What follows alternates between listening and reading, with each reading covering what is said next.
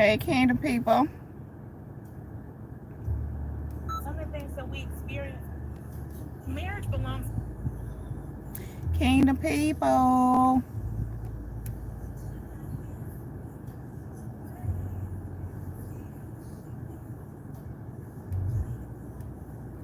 God is always finding a way to speak to us and to communicate.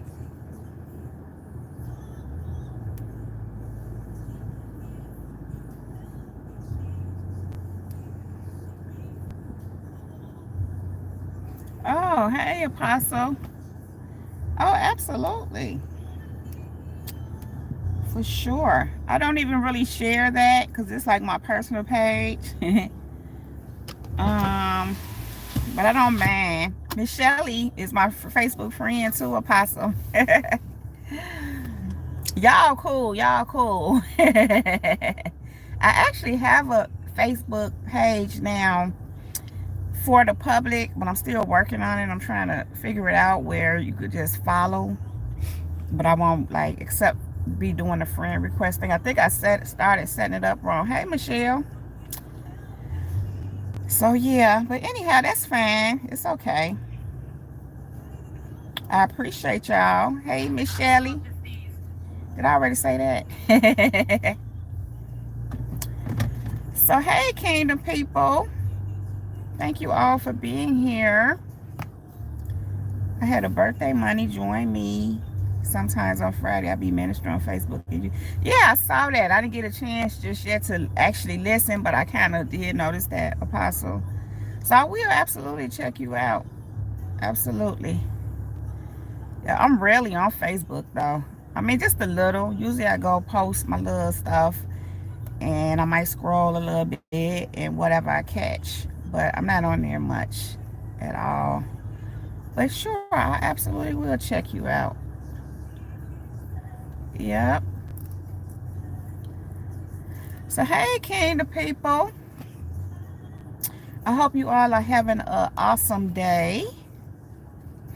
I am busy, but awesome nonetheless. God is good. God is good. Okay. And so I just wanted to come on today because it was something on my spirit. Whew.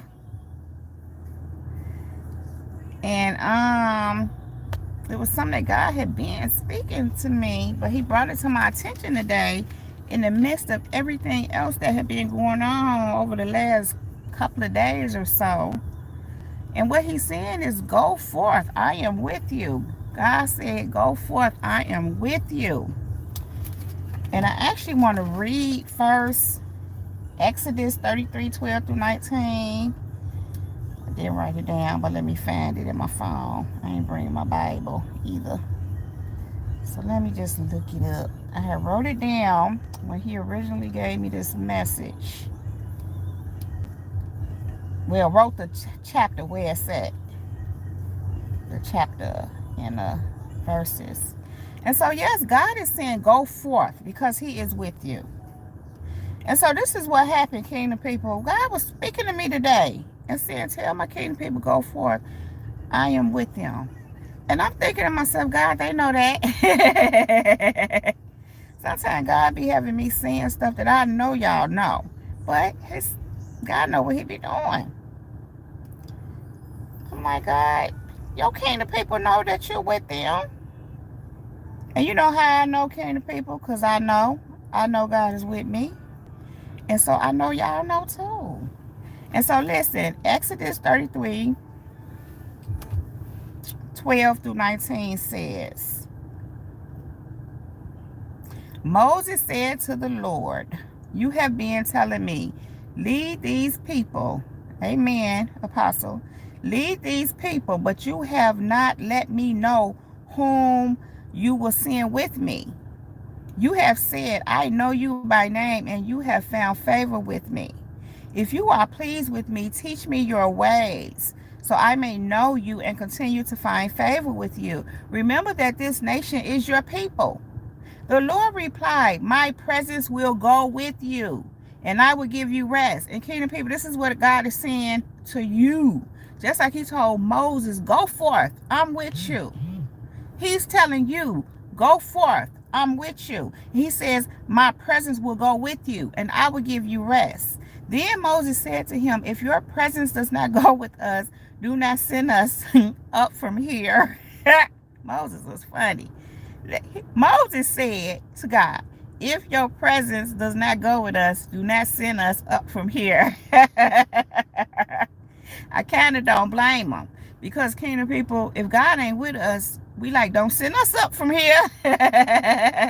But if God just told him he gonna go with him, his presence is with him, and he gonna give him rest, what Moses gonna turn around and say? But if you don't go, y'all know Moses was funny. He was really funny. And so then it says, how will anyone know that you are pleased with me and with your people unless you go with us? He's steadily going. Moses steadily going. What else will distinguish me and your people from all the other people on the face of the earth?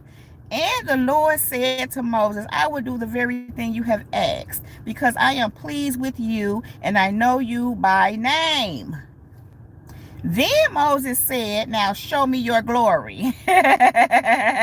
Moses told God, now show me your glory. Moses was funny. And the Lord said, I will cause all my goodness to pass in front of you. Listen, kingdom people, and I will proclaim my name, the Lord, in your presence. I will have mercy on whom I will have mercy, and I will have compassion on whom I will have compassion. Listen, kingdom people. God is showing you his glory. Moses said, now show me your glory. And the Lord said, I will cause my goodness to pass in front of you. Kingdom people, God's goodness is passing in front of you. God already went before you. God is saying, go forth, because he is with you. He already made the way. He already prepared the way. And I'm just hearing some of y'all already walking. You're already going forth. You are, like I already told God. Kingdom people already know you with them. But like you say, Miss Shelley and Apostle Willanda, listen. God is just confirming to you to go forth. He's with you. Kingdom people, I know y'all know God is with y'all. I know y'all know. But he just wants you to know, I am with you. Now, let me tell you some of the backstory of how this even came about. Of course, when you moving in the things of God, and because God is sending you, and I'm literally hearing out among the masses. I don't know how, in what way, for, it's different for everybody. But what I do know, God is sending you forth. And I keep hearing again, among the masses. Hey, Miss Shauna. I just started. I haven't been here long, like doing too much. Haven't been doing too much. I do have coffee, y'all. I got a medium this time. This is Starbucks. I haven't had Starbucks probably since last time I did. I haven't had Starbucks in a while. I have been drinking Caribou. I've been getting a medium instead of large. So God is, it's something about Starbucks that he's moving me away from. Am I saying it right? Yeah, Starbucks. But he said it's okay to do Caribou. But I am starting to spend less. So I've been getting a medium. I don't know. It's just a thing right now going on where he don't want me to do Starbucks too much. And I wouldn't be surprised if it was completely wiped out in time. But I don't know. But I do have, because there's some things I've learned about Starbucks that are probably not of God. I'll say it that way. But I don't know, like that. And not that God have to explain it to me like that, because when he tell me what to do, that's what I'm going to do. Anyhow. So yeah, kingdom people, God is saying go forth. He's with you. And so listen, this is what's going on. Whew, have I been hearing a whole lot of buzz. It's a lot of buzz going on around kingdom people about you, because of you, around you, towards you. Kingdom people are knowing that God is sending you forth. And them ones don't like it. It's some ones that we already know they don't like it. And so I know what God has been dealing with me and talking to me about. I literally could hear a whole lot of drama. It was interesting to me. And people fussing. And, and it sound kind of like who you think you are, or you crazy, you delusional. It's a lot going on, Kingdom people, with those ones, and I'm gonna say in particular that you may have had to move around. Hey, Miss Jenna, that you have had to move around. Some of them, they wanna I heard this morning they want to check you, put you in your place. Because the thing is, they want to argue too. That's a lot of what's going on. People want to argue. They want you to entangle. That's what I call it. I was riding this morning and I said, well, not this morning, but this afternoon. And I was like, I will not be entangled again with the yoke of bondage. Because see, Kingdom people, what has happened is that you have gotten away from people. I heard this thing where, you know how when people say they want you to be stuck. They want you to and I'll be like, I was never stuck. They were trying to keep you stuck. Sometimes I hear that. I'm like, but I was never stuck. I never considered myself to be stuck. It's this thing going on but trying to keep you stuck is, other words, is keep you from moving forward. And that has been an ongoing thing for quite some time. And what has happened, Kingdom people, y'all breaking free and y'all going forth. Y'all have broke free. Y'all are going forth. And people want to argue with you about it. But they want to tell you, and a lot of it is, Kingdom people, many of you are aware of who people truly are. And they know you know this. And they want to gaslight you. They want to tell you that ain't what it is. They've even made, some of them maybe even telling people something, you crazy, or you lying, or no, not lying. God told me this the other day. Well, I told God the other day because he was talking to me about some different stuff that was going on. I said this. I said, but they can't, nobody can ever say that I lied. And if they say that, they lying. But that's one thing. When and all the talk that I heard, I said they cannot say I lied. Nobody can say, oh, she lied. But what God brought to my attention was this. They'll say, oh, well, this and this happened, this, that, and that other happened. God was making me aware of this person or these people that's trying to divert the attention to somewhere else. And listen to this, Kingdom people, because you're going forth, because you were breaking free, and I'm hearing you broke free. But okay, we'll go with it. You are breaking free. You're going forth to do what thus said the Lord. And some of these people, Kingdom people, thought they had you. They thought they had you. They thought that they tricks was working. The other thing being how these people want to control you, because people want to control you. They want to give you their unsolicited opinion and advice when you don't even care. You don't want to know what they got to say because you know who they are, for one, and you're not. Listen, I'm hearing, blessed is the man who walketh not in the counsel of the ungodly. You don't want no counsel from them ungodly folks. You know who they are. You know that they are evildoers. You know that they work wickedness. I want to say behind the scenes, but these people, Kingdom people, they in the front of the scenes doing it, but they just don't realize that they're exposing themselves. God was talking to me about this last night. This one particular person, he was just showing, he gave me this image or vision, showing me this person.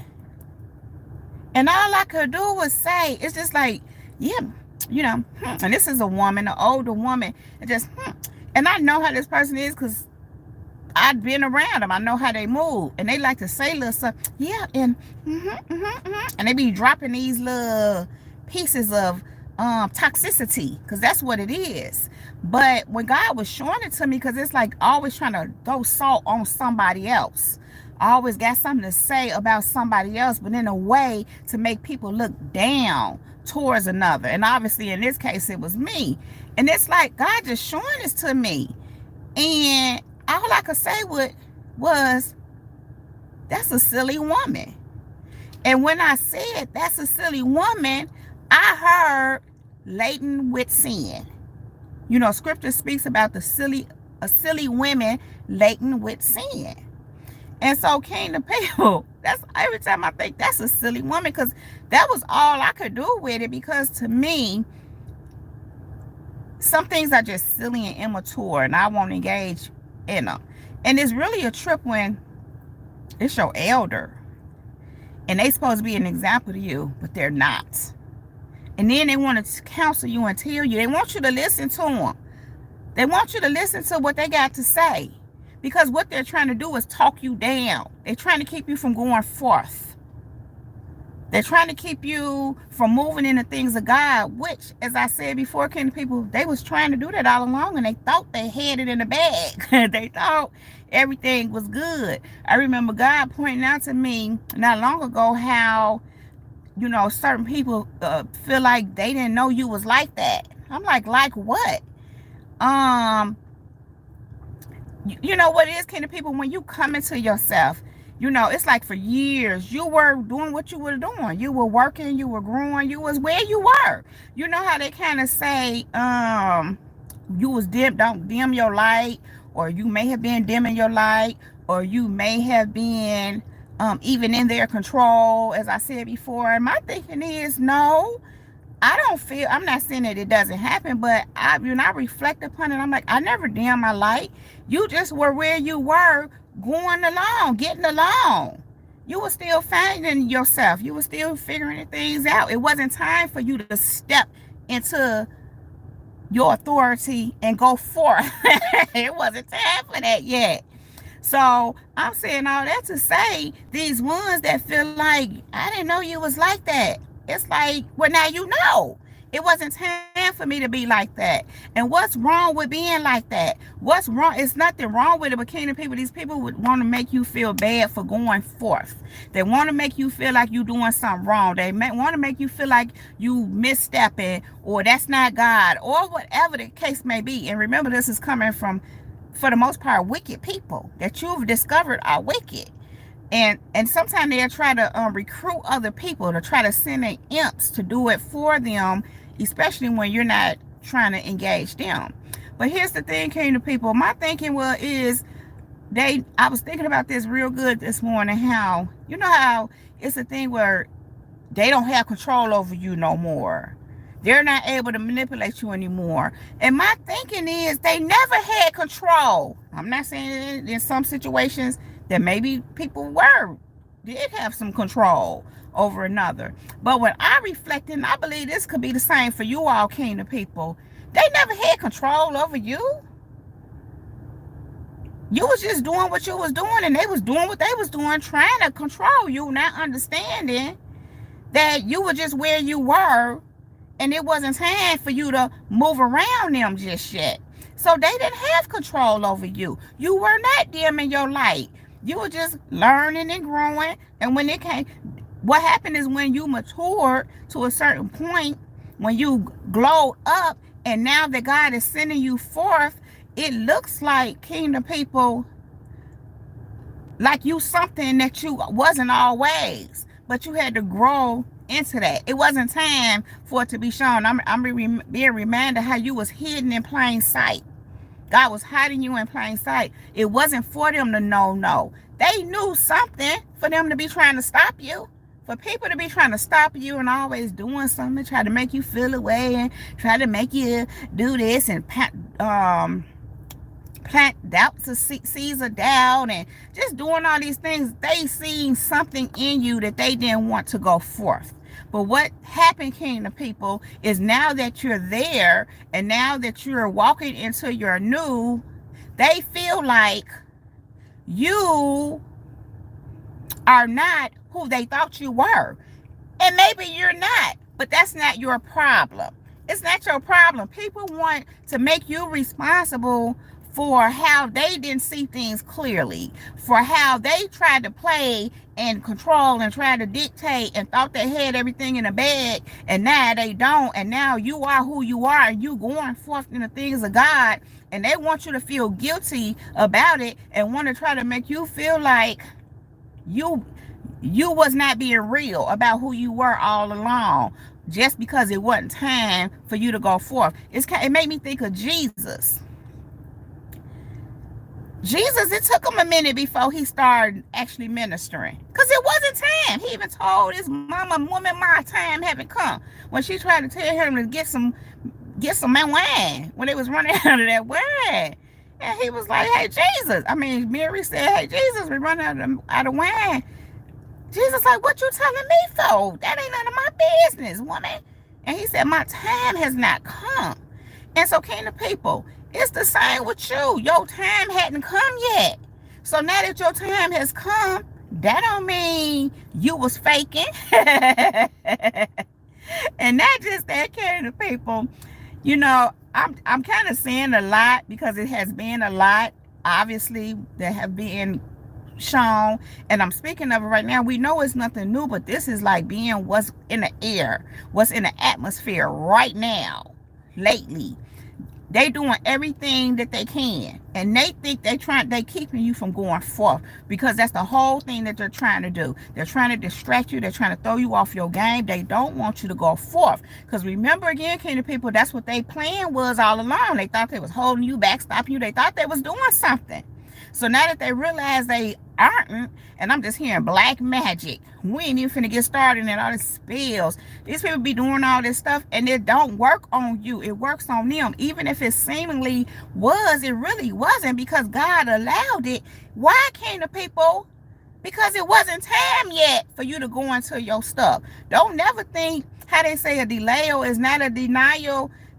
Even if your stuff was delayed because of whatever, it really wasn't, because God allowed it. Because when the time is right, the Lord will make it happen for you. And I'm reminded that he that wait upon the Lord shall renew their strength. They shall mount up on their wings as eagles. They shall run and not faint, and walk and not run, something like that. But y'all get what I'm saying. You was waiting on God.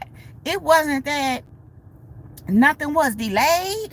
They may have thought they were doing something. They may have thought what they were doing was working, but it just wasn't time. But right now it's time. God is saying, go forth. I am with you. That is what God is saying to you, kingdom people. And so, you know, it's another thing going on when people want to bring up your past. And when God showed me that again, I said, what the past?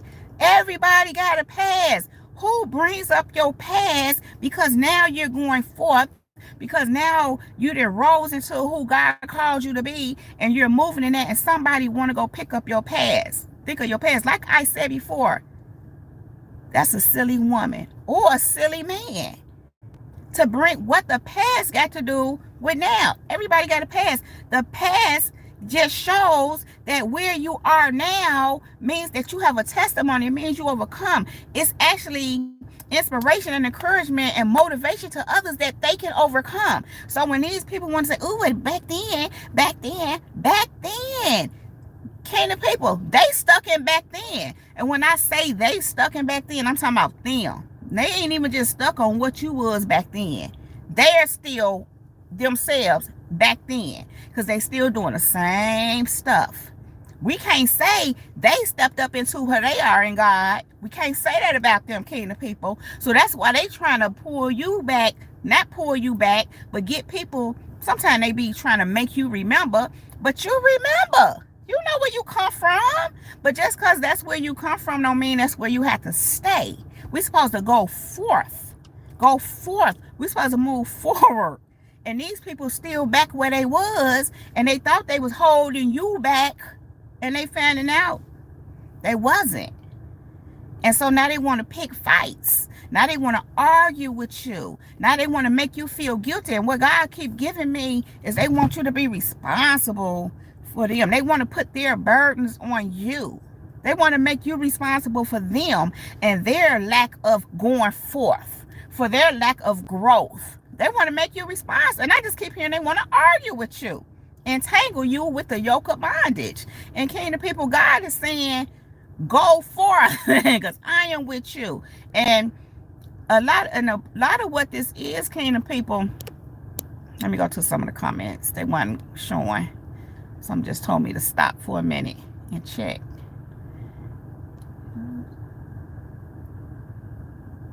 You taught a message, your title, Your Time Has Come. I think, yeah.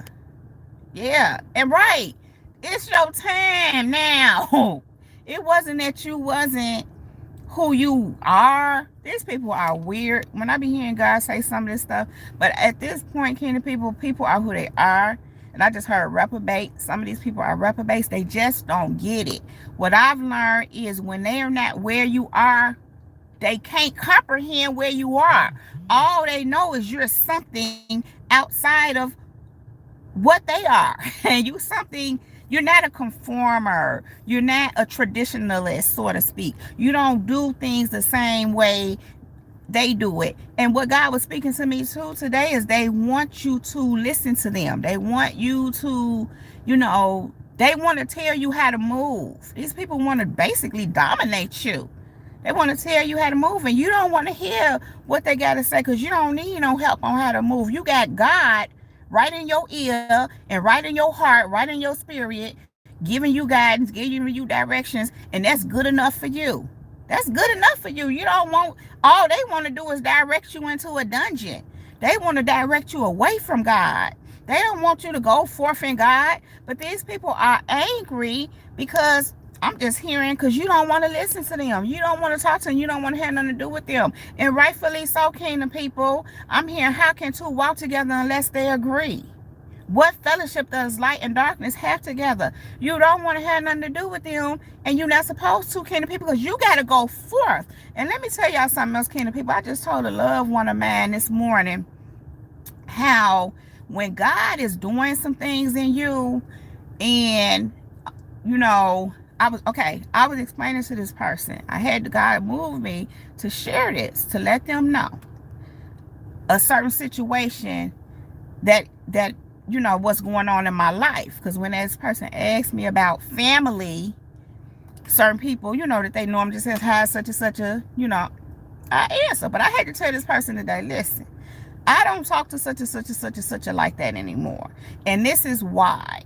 I had to explain, I talked to them sometime, but God had to cause me to step back because of ABC. I had to explain what's going on. But I also went on to tell this person how years ago, God brought all this to my attention not long ago, and this has to do with family. Years ago, God told me, you're going to have to separate from your family to go do what I'm telling you to do. This was a long time ago. God brought it to my attention the other day. He said, you knew because I told you. Not that it was an issue, but I thought about it. I said, yep, you sure did tell me that years ago. God told me. So now that has happened, it's like, wow, you did tell me that years ago. And it's quite a few situations where God told me years ago before stuff happens. And God just reminded me it's the same thing with visions. Or what he tell you he gonna do, whatever he promised you. He told you a long time ago, possibly, for some things. But it's gonna come to pass. When you wait on the Lord, he will renew your strength. And you will mount up on wings as eagles. Just like he said, Kingdom people. But going back to what I was saying, he said, I told you that. But you know how God can tell you something, but you don't really know what it looked like until you get there, until it starts transpiring and, unfolding in your life. And so God has shown me that. And then he also showed me how over the years I had points where I didn't want to be bothered with them. Now, let me say this. It ain't everybody. And I was explaining this to this person. I said, it ain't everybody, but because of the certain one in particular and a few overall is kind of contaminating or trying to stir up or say whatever they're trying to do concerning me among the rest, it puts me in a position where I can't deal with none of them because I can't be entangled in a yoke of bondage. And not just that, kind of people, ain't no explaining. People want you to explain, or they want to explain so they could divert your attention from what's real, which won't work, which is furthermore more reason why you don't engage it, because you already know what they want to do, and they're not coming from a sincere place. They're coming from a place of steadily being on trickery. And so I was explaining to this person, well, I can't deal with the whole thing because of this is what's happening. I also explained to this person this, and this is really what I'm getting to. When God is doing something in your life like this, when you're at that place where he's saying go forth, where you're in that place where he's walking you into the promised land, I'm hearing your wealthy place, because that's what it is. He will tend to isolate you and remove all contaminants out of your way, because when God is I want to say raising you up, but when you're at that point, I'm hearing at the point of your breakthrough, when you're right there, when he's ushering you in, he don't want no interferences. He don't want people and all their energy and all that. Just think about that, all that stuff. Look at, they're trying to get you all, they're trying to throw you off your square. They're trying to throw you off your mark. So God will on purpose. You know how they say isolation before elevation? Isolation doing elevation too. Don't mean you don't have your people, of course, but you get what I'm saying. For the majority, God move you around there because so you can have a little smoother transition, so to speak. He want to keep all that extra stuff out, because you have to remember all that extra is designed to keep you from going forth. So when God is doing this, and I'm gonna call it manifesting, because that's what God keep giving me. When you're manifesting, and manifesting in this sense is only you, the promises of God unfolding in your life. Manifesting is just aligning with those promises so that they can come in. But manifesting entails that you have to be in alignment, that you have to be vibing with that it is that God is bringing in. And so when all these extra elements are involved that are there to deter you, God will keep them elements out so he can usher you in, so he can do what he's doing with you. And so that's part of the reason why we have to be mindful of not feeling lonely. And that's one that was on my spirit too. And I hear people saying that, how it's lonely. And while I get it, I don't, because I don't see it that way. I don't feel lonely. I'm one who likes to do things on my own. While I like the company of other people too, I don't need it. It's not something that I need. It's not, I just don't. I remember a friend of mine years ago would say, when guys used to try to talk to me, she would speak up for me. It was so funny. And she would say, alone, not lonely. She would be telling these people that because they kind of knew that I was where they probably had an inkling or idea. They knew probably I wasn't dealing with nobody, or thought I wasn't. But she would tell them alone. She's alone, not lonely. And I thought it was interesting because I never told her that, but she knew that. But it was true. I was alone as far as being in a relationship around that time, but I wasn't lonely because I just was not that kind of person. But I mentioned all that to say, kingdom people, that's why we have to get a grip on that. Because when God is moving you into your stuff, you got to be content just with him. If you feel like you need people to go into your stuff, and that don't mean that he won't walk you, no one will be walking with you, but you have to be okay with walking alone. And I'm being reminded of how he say you have to be willing to walk away from your mother, your father, your brother, your family. Do the scripture say hate? You must, I think it even say you have to hate them, but I know it don't really mean hate, but it's kind of mean you have to be willing to walk away and drop everything and everybody. Let me see if I can find it, to walk with God. So you don't really have time to be talking about you lonely. You got to be 10 toes down, secure. I'm hearing sure-footed as a deer. And scripture say he'll make you sure-footed as a deer. You got to be sure-footed as a deer, and you have to be confident. You have to be okay with walking this thing out with God alone. And you can't be caught up on being lonely. Otherwise, you do call yourself some delay. You do. You can't cause that, because if God feel like you need somebody else, some of these homo sapiens, and that's like telling him he's not enough, that his guidance and his presence with you is not enough.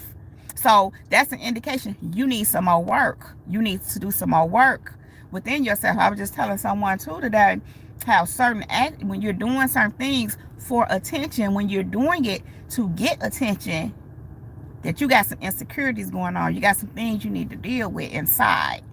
Because if you're doing a work for God and you're just out, whatever that is that God has you doing, when your light shining and it's just shining because you just doing what you're supposed to be doing, people gonna see, they're gonna notice. You're not even trying to be noticed. You're not trying to see. You're not trying to get attention. I just heard when you going forth, when God is sending you forth, you're gonna be seen. You're gonna be noticed. And then he say when you worship him in secret, I think it's when you worship him, when you praise him, he exalts you openly. So I was telling this person, you have to let God do the exalting.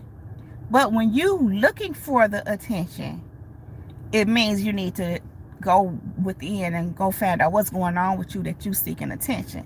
I mentioned that part to say it kind of goes hand in hand with that loneliness. You don't, how can you be lonely when God is with you? When the presence of God, that's everything to you. It should be, it can be. When you are so caught up on having a person and having people, it means that you have a spirit of codependency. You're codependent on another. Now, I understand in relationships we do have certain kind of attachments. That's understandable, but they need to be healthy attachments. And it's not codependency, but it's what is it called? I forgot what it's called. It's a dependency where you depend on one another to accomplish certain goals. Interdependent. It's called interdependent. That's a more healthy way of being. When you feel like you lonely and God ain't enough, you codependent on people. Which, I don't want to go too much into this, but which also can put you in a very vulnerable position, because when people detect that you dependent on them or codependent on them, they'll play you. Them can will. They'll play you. So anyway, that's just, I guess, a little bit of a sad note.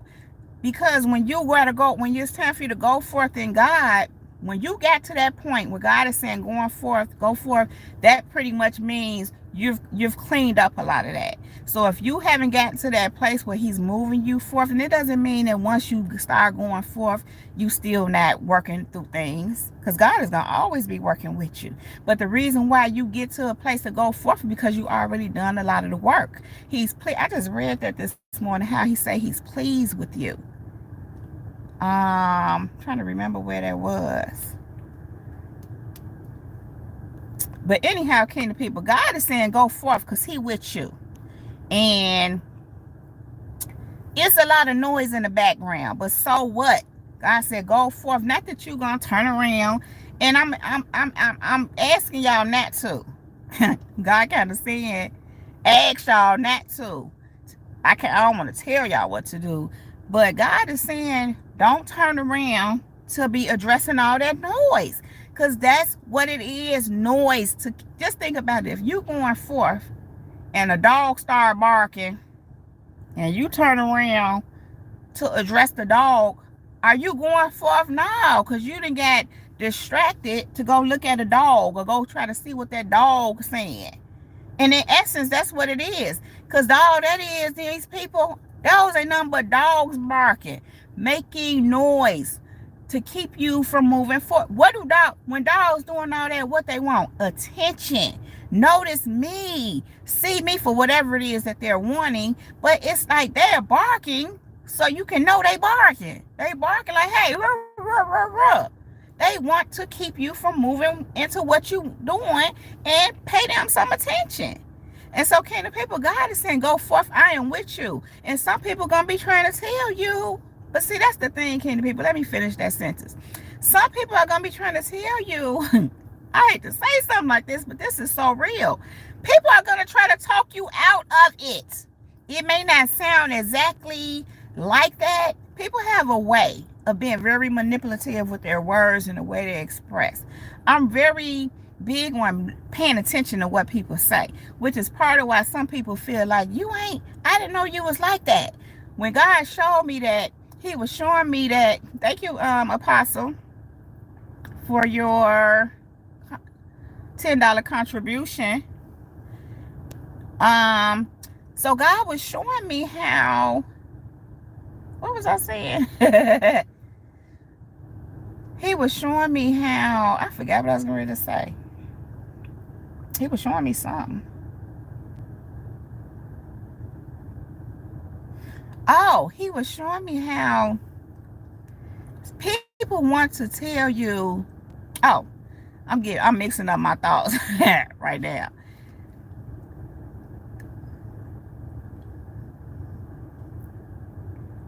I'm just trying to get it. I was saying something in particular that was very significant. Oh, God was showing me how, as I was saying, they didn't know you was like this. What God was showing me, that's how they feel. I didn't know you was like this. What God was showing me in particular is that a person feeling like, because now it's a thing where, oh, you knew that, you seen that, you peeped that. Yeah, I pay attention to a whole lot and don't say nothing and still be cool. I could still be cool and see you. And notice that. I can remember God had brought to my attention years ago when my grandmother passed away. It was way back in 2001. And back then, my God was showing me certain people, elders, that were jealous of me. And it was so weird because right around that time, it was kind of like, why was it being shown to me then? I didn't think about this then until God brought it up. And it kind of made sense. He was showing me then, I don't want to go too much deep into it, but something was left, or something that my grandmother left, and was something for me that they kept from me. And whatever it was made them jealous, because it was like, it must have been something special for me that wasn't left for them. Of something that, I don't know if it was a letter or something, I don't know. God never told me fully. I know he kind of showed me. I don't want to say too much about that, but I mentioned that to say this. Over the years, I've known things. God has revealed things to me, and I pay attention to people. And it goes back to what I was saying, Kingdom people, about how you're not dimming your light. They ain't controlling you. You just going along. You just getting along. I mean, what else you supposed to do? You're learning, you're growing. You ain't had no reason to buck against. You ain't had no reason to, it wasn't time for that yet. And so this particular person is saying, feeling like they didn't know I was like that. God just reminded me it's a couple of people. Not necessarily family though. One is, but another one isn't. They didn't know I was like that. And I'm like what? I knew all along. Or knew some things all along and I wasn't saying nothing.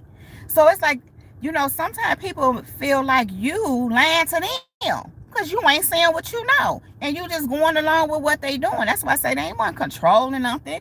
They weren't manipulating. I was just peeping and aware of what they were doing. At one point, maybe not so much. But as time go on, you begin to see. And that's part of what God will have you sticking around for a little while so you can see.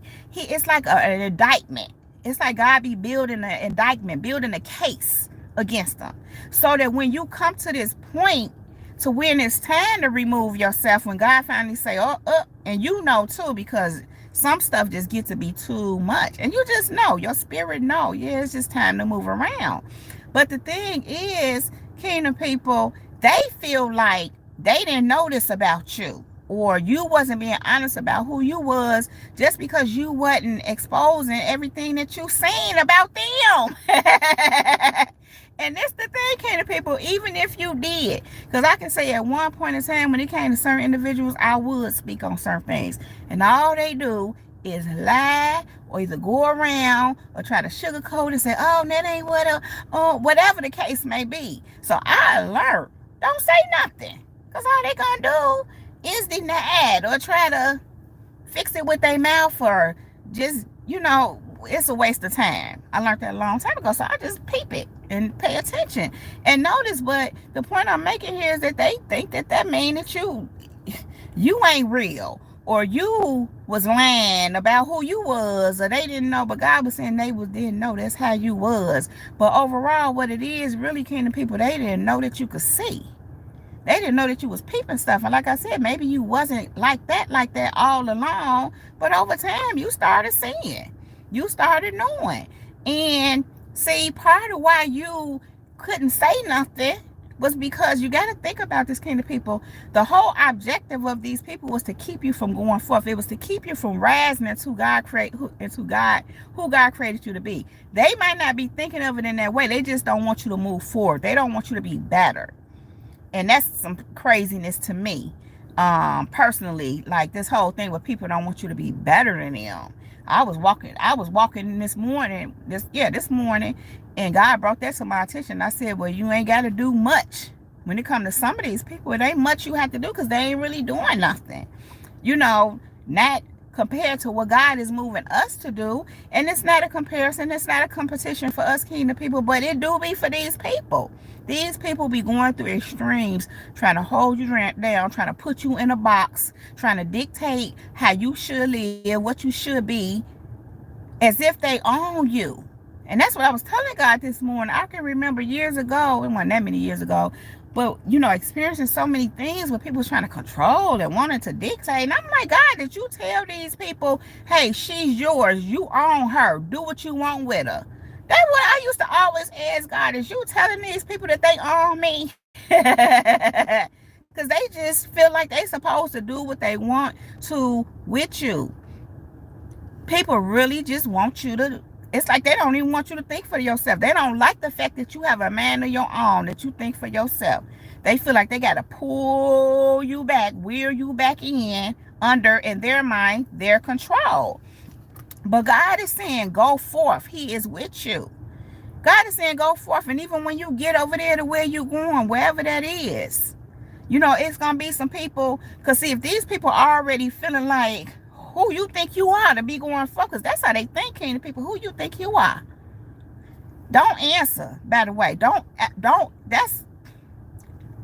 don't address these people.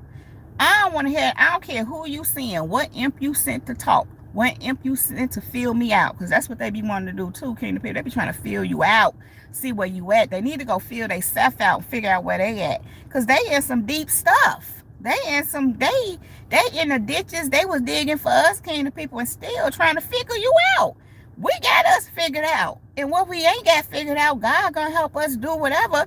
We ain't trying to figure it out anyway, because we on God's time. We on His plan. He leads us, guides us, and directs us, kingdom people. So they trying to figure us out and trying to fill us out to see where we at. I just heard obsessed. It's an obsession when they need to be working on themselves. And when I mentioned all this, where I was really going with this is to say that if they're over here asking you who you think you are, you ain't, if they already trying to keep you from moving forward in the things of God, imagine what's on the other side. Kind of like the scripture I just read with Moses. Moses wants to know, like, God, if you ain't with me, I ain't going to win. How we can't do this without you. But God was with him. Moses was tripping. So I'm saying all that to say that Moses was concerned about, okay, he was trying to free the people of Israel, the children of Israel. But he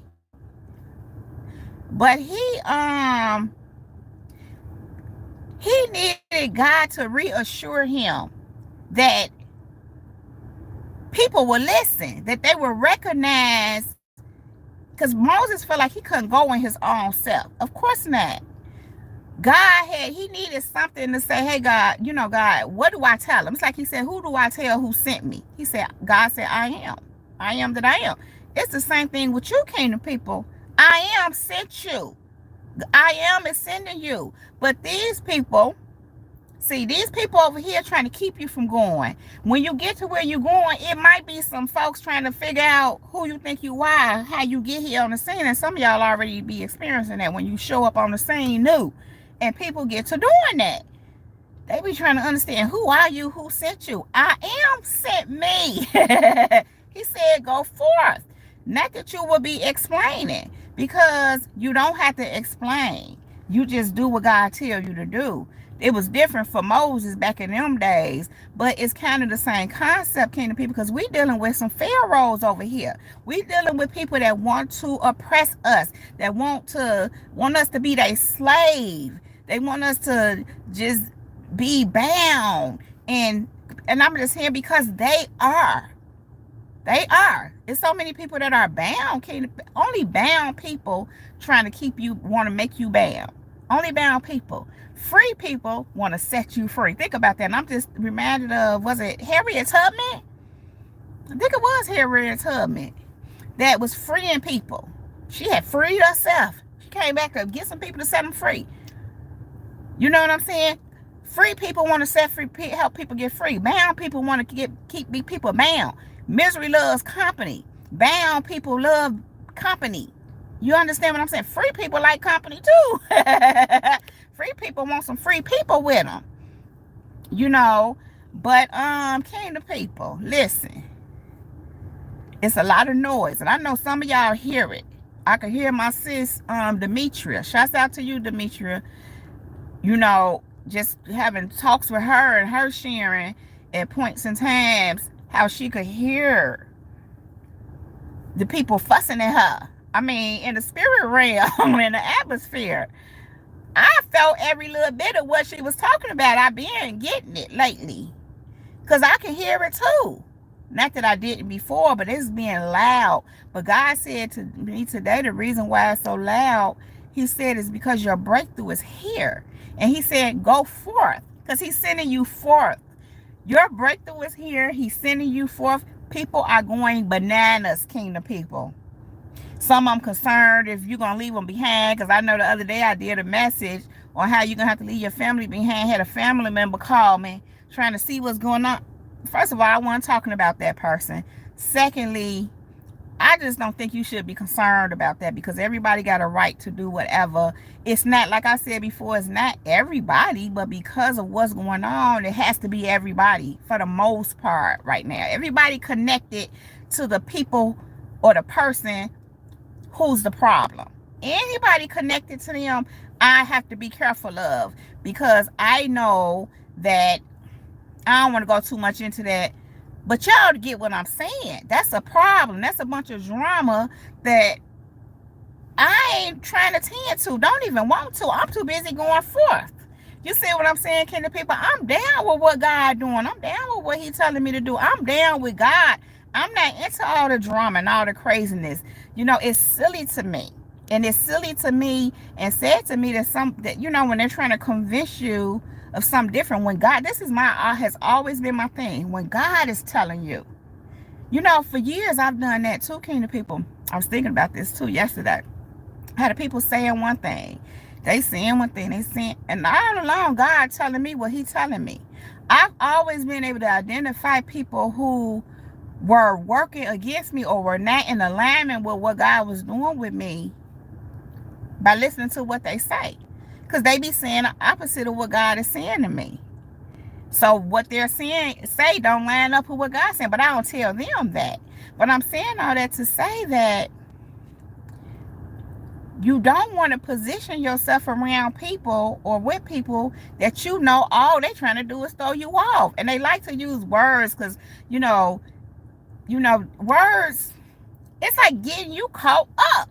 See, if you having a conversation with somebody or somebody saying something, you hearing it, they're looking for some kind of response, reaction, and sometimes they're just trying to mix you up and throw you all off. That's the whole goal, which is why I'm hearing God say again, go forth. In other words, God saying, go forth. I'm with you. Don't pay them people no man. Don't pay them people no man when you get to where you're going either. Just like you been doing. You know, I know when I move where I live at now, I don't pay these people no man. Where I lived at before, I had to not pay these people no man. Every time I come up on the scene, here we go. You know, they start acting like who you think you, why everywhere you go, not everywhere per se, but wherever you go, people got to get to, it's because of who you are. It's because God is, you going forth. Because you going forth. And they know they not. They know they not. That's why people get to tripping with you. And the biggest thing they want to know is who you think you are. Like, you just be minding your business. That was on me so strong this morning, how you just be minding your business, standing on your own lane. You won't be bothering nobody. And they want to know who you think you are. God was putting it on my spirit all in the middle of the other night, all in my sleep, woke me up out of my sleep to tell me about these ones, certain ones that want me to take responsibility for them. Some of them I don't even know, kingdom people. I kid y'all not. I'm like, what? Want me to take responsibility for them and want to act like I'm the reason why they life not going right. Kingdom people, I don't even know these people. I kid y'all not. People see you going forth because as they see that God is with you, and they feel like you did something to them or you doing something to them because they don't see the same fruits in their life. And a lot of times, not always, but sometimes they just ain't there yet. Cause I'm having an experience right now where it's young people like in their 20s, and I'm a woman of a certain age. How can you expect to be in the same place and I ain't even where I'm trying to get yet, kingdom people. I'm still a work in progress, like for real, for real. So when people looking at you like you got something going on and you know, oh, I'm still trying to work this out over here and work this out and work this out. You ain't walking around saying that per se because you man your business and just put in the work. You make things happen. And people seeing you doing that kind of people, and then you don't have time for all of whatever they doing because I have a thing, well, I ain't trying to hang out. I hung out when I was in my 20s and I did a little bit of it when I was in my early 30s. Hanging out is, I'm trying to get my life right, get my life established. You know what I'm saying? And no, it's not too late. That's a whole nother message. It ain't too late. It's right on time, right according to how God had it set up. Understand that, kingdom people. I don't know how old you are, where you are, but just know you right where God needs you to be. You right where he needs you to be, unless you ain't. Meaning you going against. If you're going against what God is doing, then you might have some issues there. But other than that, you where you need to be, kingdom people. You going forth. And God is sending you out. And they want to know who you think you are. And don't answer.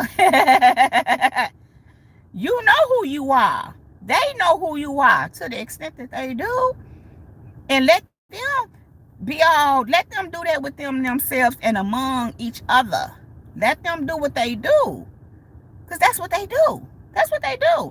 And there's no sense, I want to say there's no sense in getting upset, but I do understand. Because it could be annoying at first. And at first you be trying to process this craziness because you don't think like that, kingdom people. You don't move like that. So it's confusing to you at first. You know, like, and then my thing is always who people think they are to try to tell you how to be and what to do and how to live your. People literally want you to they want to snatch your brain out your head and be your brain and want you to be their puppet. Literally, kingdom people. People really. But those are always people who are insecure within themselves, and they feel like they have to have this power and control over others. It's their ego. They're feeding their ego to feel like something. They have to have this power and control over you, especially kingdom people, because of who you are. Because of who you are. You know, I used to have this thing like, why do people who know you strong come in and try to break you? Well, I found out because if they could break your strong behind, they think they powerful. It make them feel powerful. They don't even care about them little chinks that's easy to break. They don't even have to do nothing but say boo, and the person just bowing down. You know what I'm saying? That ain't challenging. That's boring to them. They want you. They want to break you. Because if they can break you, that mean they a man. That mean they a woman. I know a person I used to deal with that I had to separate myself from. God be showing me how they want me to feel like nothing. They want me to feel. This is another thing that they be doing. Kingdom people feel like you not gonna make it. This been the one lately. This has been going on. God said it to me. I heard it. God said it to me today. Then I heard a couple of people speak on it. I'm like, really? Fear. They want you to be fearful. I kid y'all not, kingdom people. When God was showing me this last night, I sat there and I sat in that bed and said, I'm fearless though. Sometimes I share little things and I might speak and say something like, keep going even in the face of fear. Even if fear is there. Something like that. Step out of your comfort zone. I think I just posted something like that. I want to say today.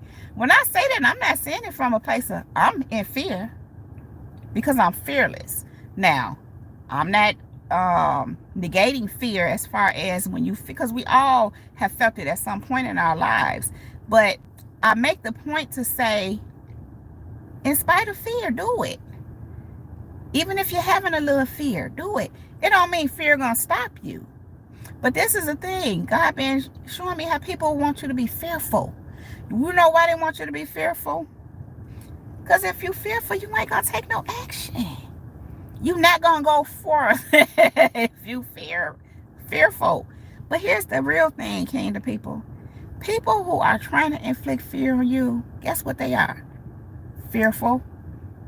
You know how they say projection? They want to project.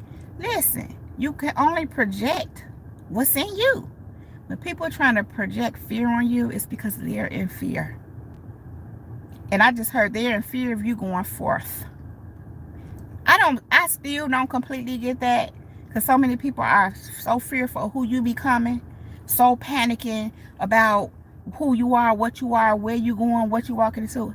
I still don't get it. But God is making me aware people are fearful. They panicking. I don't get it. Because my thinking is, what I'm doing have to do with you? Go live your life and be in your lane and let me be over here in my life. I ain't fearful. I ain't bothered or panic when people are going forth, when they're doing what God sent them to do, when people got it going on, when they becoming somebody great. Kingdom people, I'm inspired by that. And not just that, it speaks to me. You know how they say, if they can do it, I can do it too. Something like that. You know, something like that, depending on what it is. In other words, it's inspiring and encouraging me. I'm not hating on the next person, but people who want you to be fearful, they are. They don't know how to go forth and know that the presence of God is with them. And I literally just heard, because the presence of God ain't with them. That's what I just heard. So it makes sense. But they so fearful of you becoming who you are. But the real reason why, even though I said I don't get it, God told me this morning, because they know. Y'all know the famous saying that their time is just about up. When they say the devil know his time is just about up, here it is right here. God explained it to me today. And he probably did before, but the way he did so today, I got it. But I still don't get it. What I mean by that is, what I'm doing got to do with you? Well, here you go. When your light shine, when you go forth, when you're moving in the things of God, let me tell you what you're doing, kingdom people. Some of y'all already know. I'm going to see. What y'all say? Let me go to the comments. Being happy for them, right? Oh, yeah. I love to see people doing like that. You know how motivating it is for me. I remember growing up, or not even so much growing up, but even in my younger adult life, and I would see people have certain things. I was still figuring things out, trying to make my way. And I would be inspired and motivated by that kind of stuff. I wouldn't be jealous and bothered. I would be thinking to myself, one day I'm going to have. But to be honest, it was an initial motivator for me, because what I really seen for myself was so much bigger. But baby steps, I'll take them. I'll take baby steps. Never despise small beginnings. So I'm saying that to say that I wouldn't be tripping on these people. I wouldn't be tripping or jealous or bothered. I would be encouraged and motivated and inspired. But some of them people I found out hating on me and don't want me to have nothing. I'm like, what?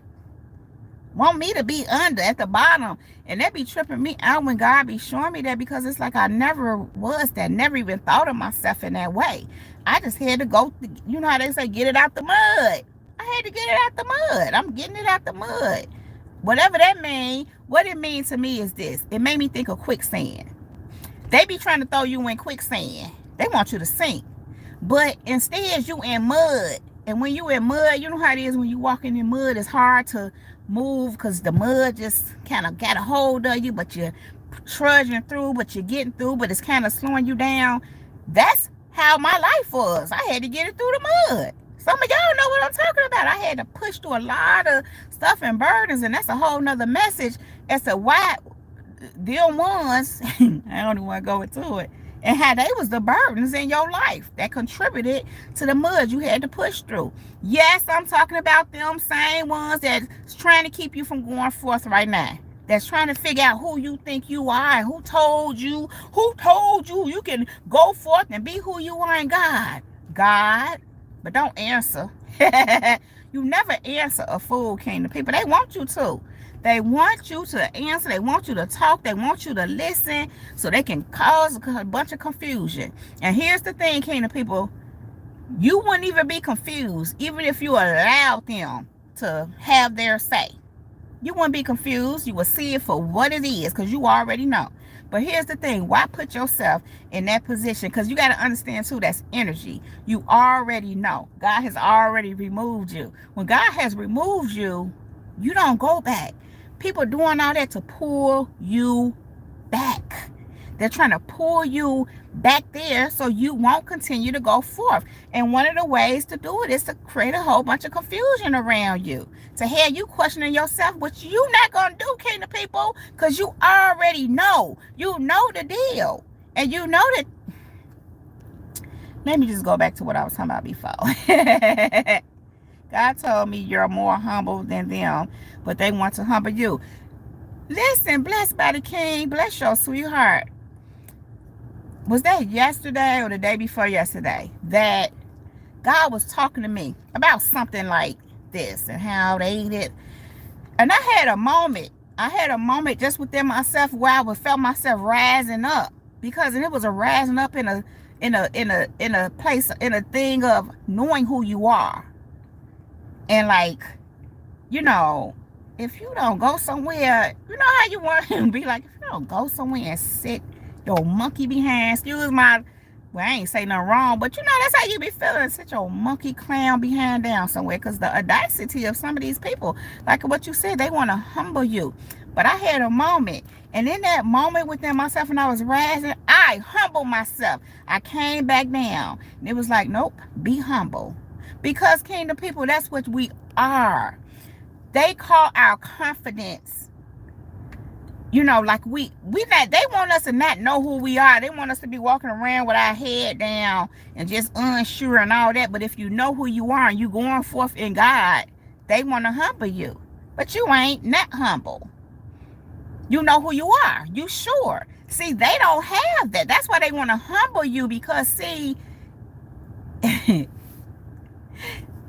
want to, how can I explain this, what I'm getting? See, they don't know who they are. Then God said, yes, they do. They ain't who you are, or they ain't like you. Let's just say like that. They're not of God. They know who they are. They know they belong to Satan.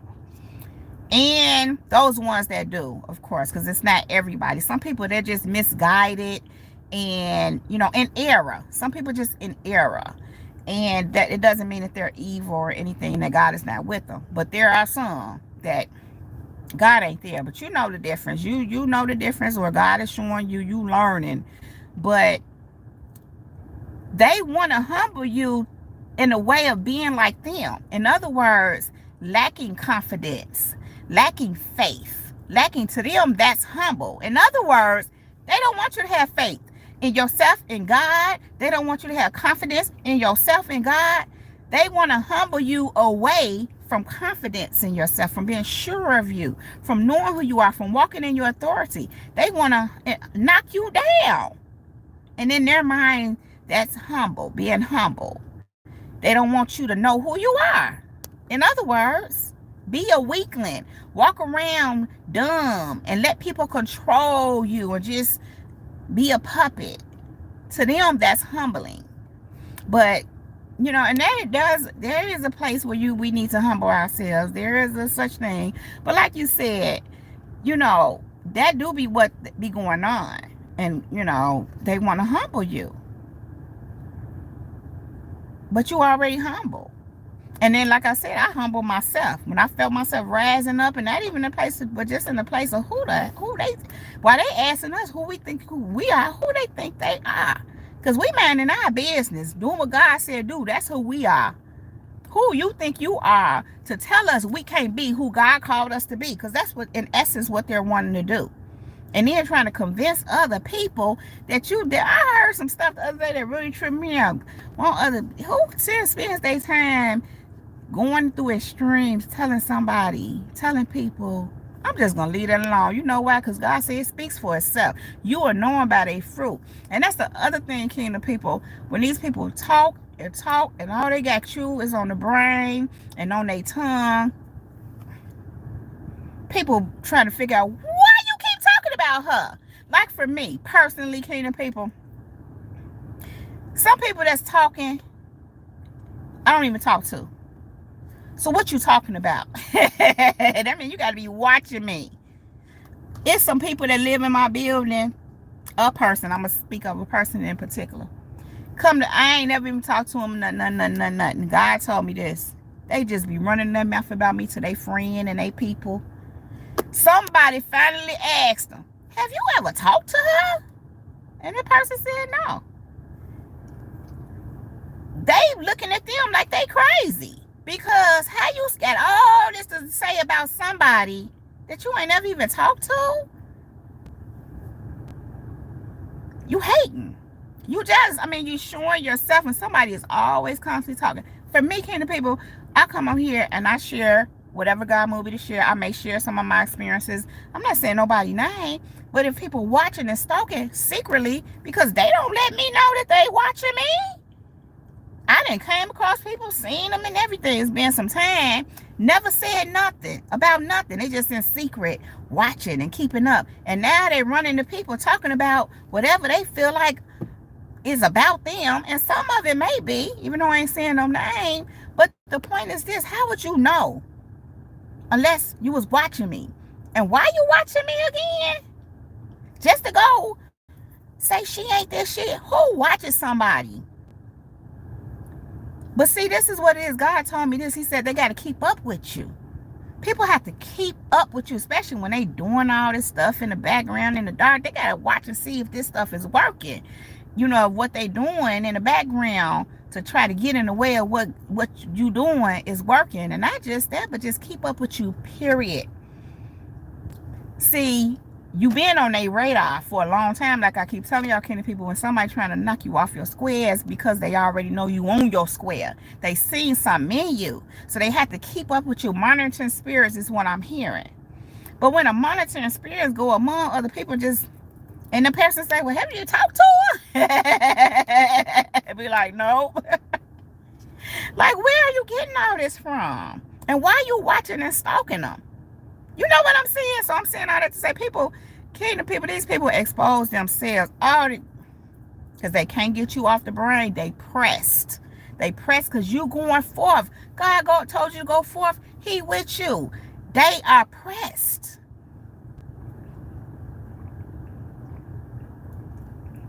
I tell you what they ain't doing. And I understand in the way I mean is they are not going forth. God is not with them. They not going for, but they focus on you going for. Why? Because they not going for. Because then when we busy going forth and doing what God's telling us to do, we ain't paying these people no attention. Kingdom people, we wouldn't even be thinking about these people if they wasn't on us and God wasn't making us aware of what they was doing and what they were on. See, God gonna keep us on our square. He gonna give us warning. He gonna show us what's going on because he love us like that. And he protects us. And he wants us to protect ourselves. Because they be planning all kind of traps for us. And God will make you aware. And they don't like that. They mad. They bothered at that because they can't catch you up in a trap. They cannot catch you up in a trap. And I'm literally just hearing in my spirit so strong. They want to stop you so bad. That's what I'm hearing. They want to stop you so bad, but they can't. They like my famous thing. They just gonna be wanting. They don't want you to have anything. They want you to be homeless. That one tripped me out when God was telling me that people want me to be homeless. I had to tell my honey today, I had to put him up on some stuff. And let him know, listen, when it come to them people, family or not, because I know you a family man.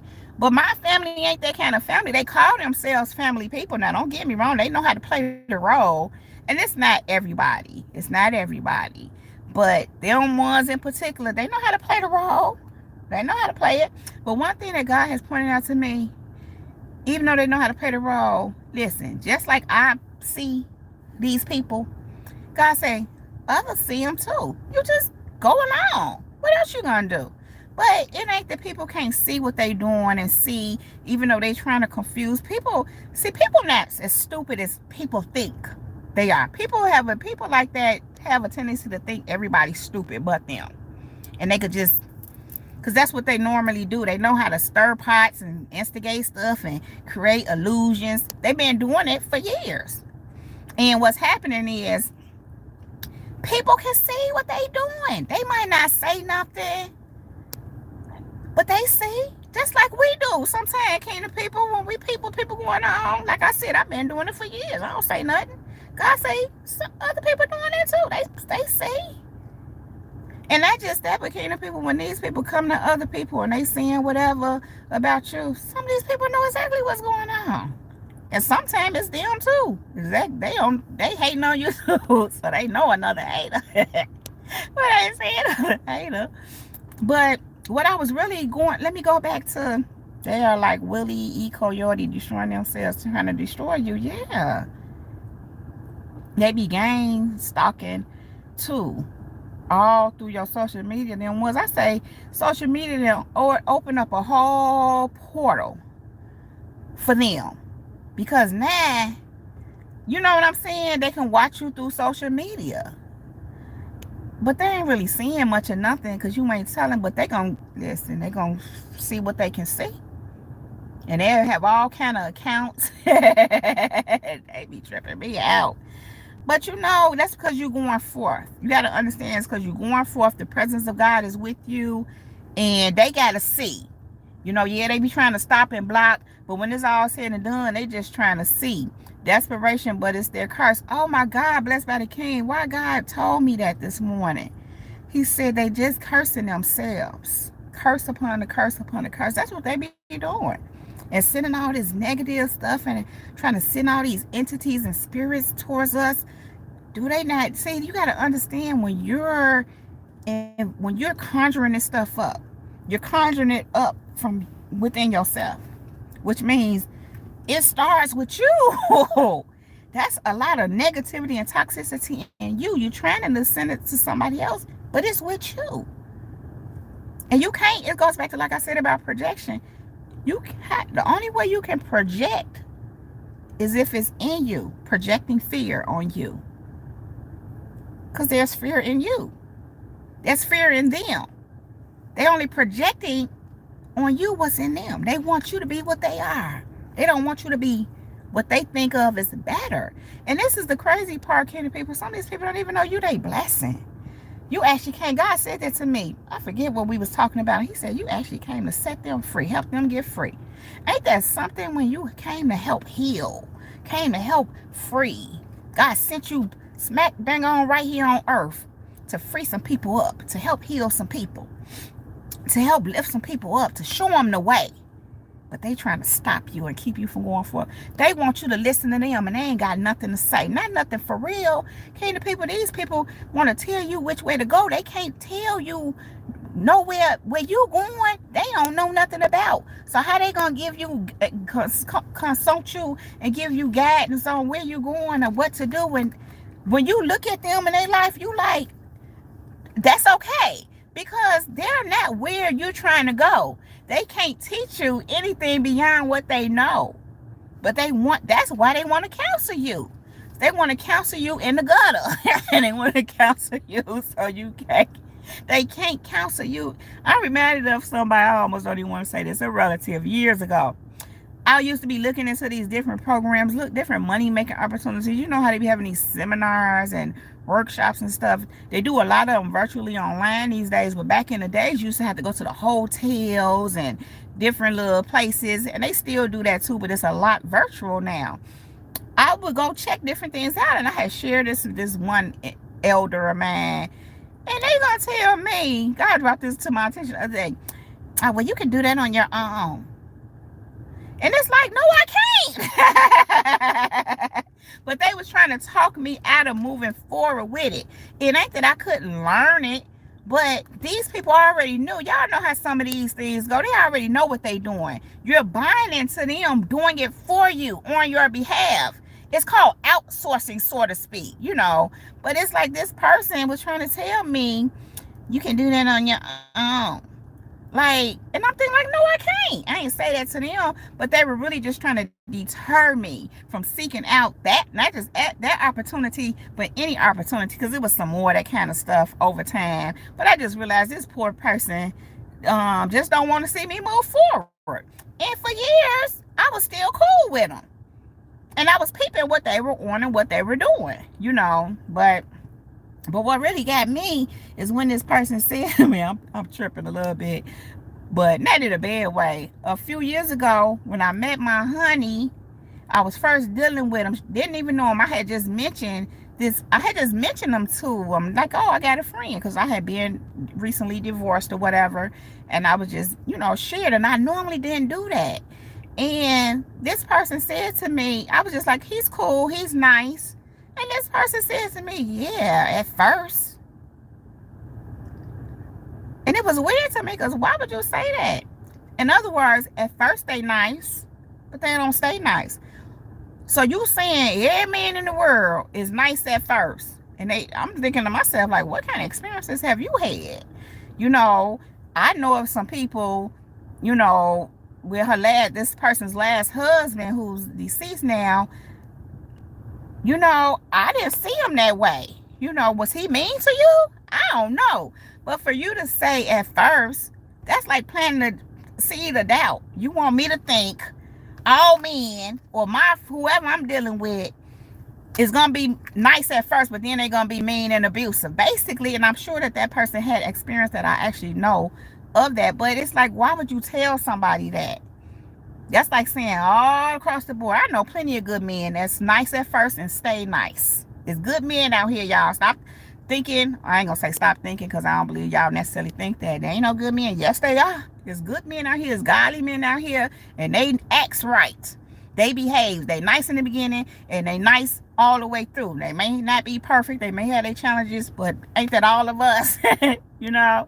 But my point, and that was to just say that person was trying to plant a seed of doubt. But what God showed me later, they didn't want me to have love. They wanted me to be by myself, I guess, and miserable like them. I didn't know that that's what they was until they let me know, so to speak. Man, because you got a real one. It's funny you saying that, Mobile Moms, because that's exactly what it was. Because, listen, several people reacted this way when I got involved with this person. And I had several people acted a fool. And it was weird to me, the way everybody reacted, because I had never experienced that. But I knew that it was God ordained. I know this was somebody that God brought us together. And, they were actually letting me know, even though I knew, the way they responded let me know. I remember another one of my relatives, when I had went out of town with them, and I had came back, and this one other person was panicked. Like, this person asked me, did you see any red flags? That was so weird to me. I'm like, who asked you that when you just getting to know somebody? You done went off on a trip with them. You done went on vacation with them. They want to know, did you see any red flags? Because they wanted to be red flags, because they knew that this whole thing was God ordained. They wanted to, listen. And I told them, I was sharing at the time some little stuff, and I said, well, God is doing something. And they asked me what? They asked me what? They wanted to know what God was doing in my life with us. It wasn't none of their business, but it tripped me out.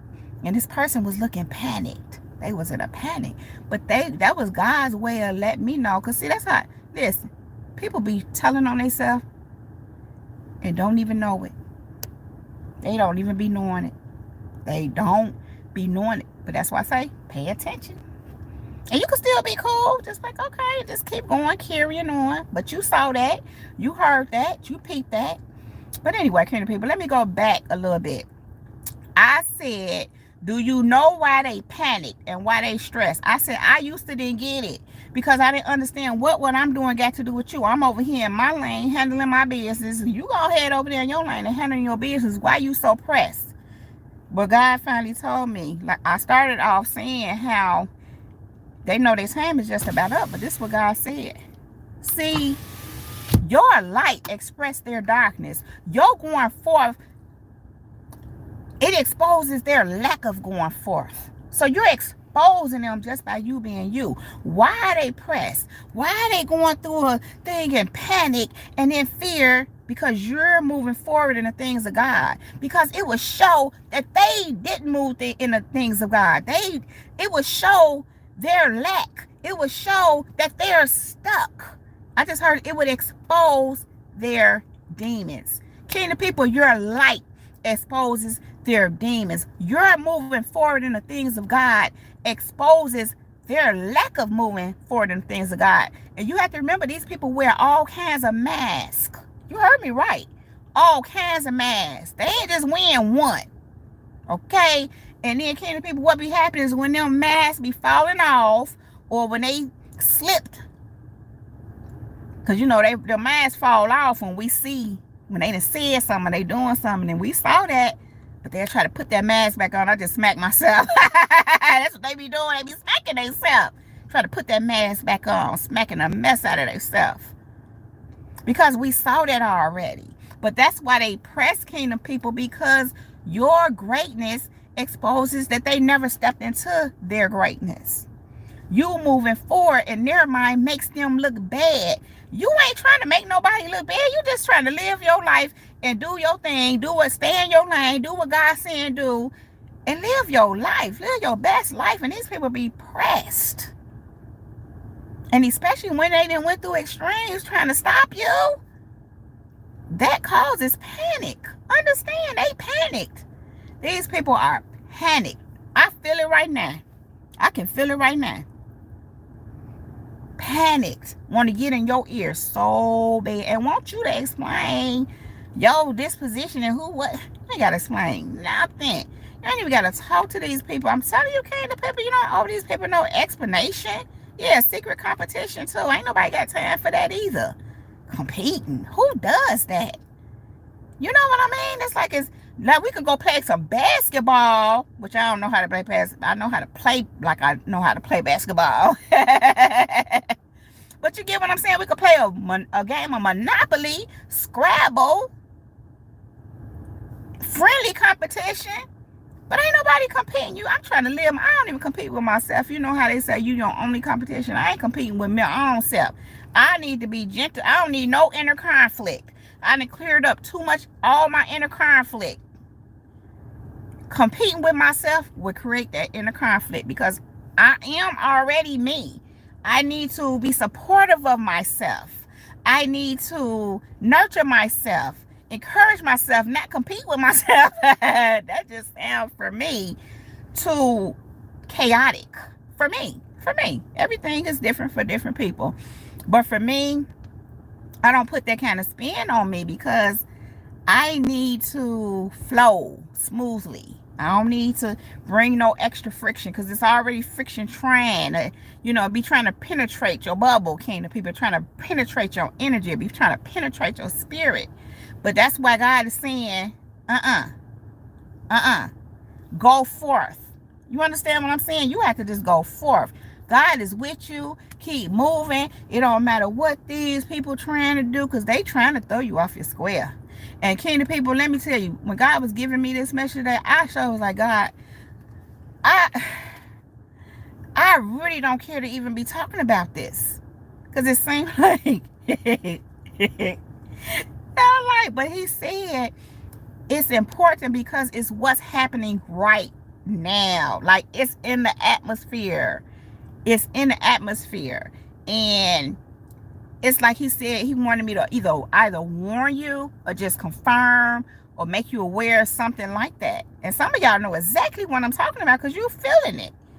You're experiencing it. You can sense it. It ain't penetrating you, but you can pick up on that. You feel that these people are upset.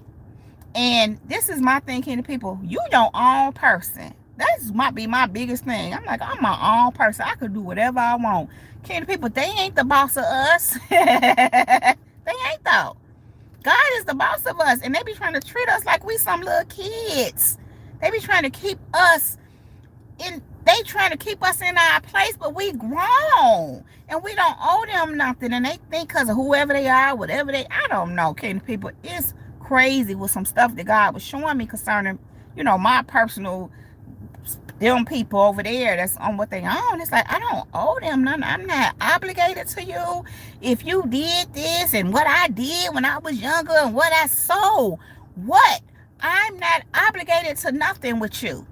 You can think what you think and be mad and have all that to say over there. I do what I'm going to do, whatever that is, over here. We don't need to come together and do nothing. You can speak out. You can have your feelings. You can, hey, you can talk about me like 12 dogs and call me everything but a child of God. I'm okay with that.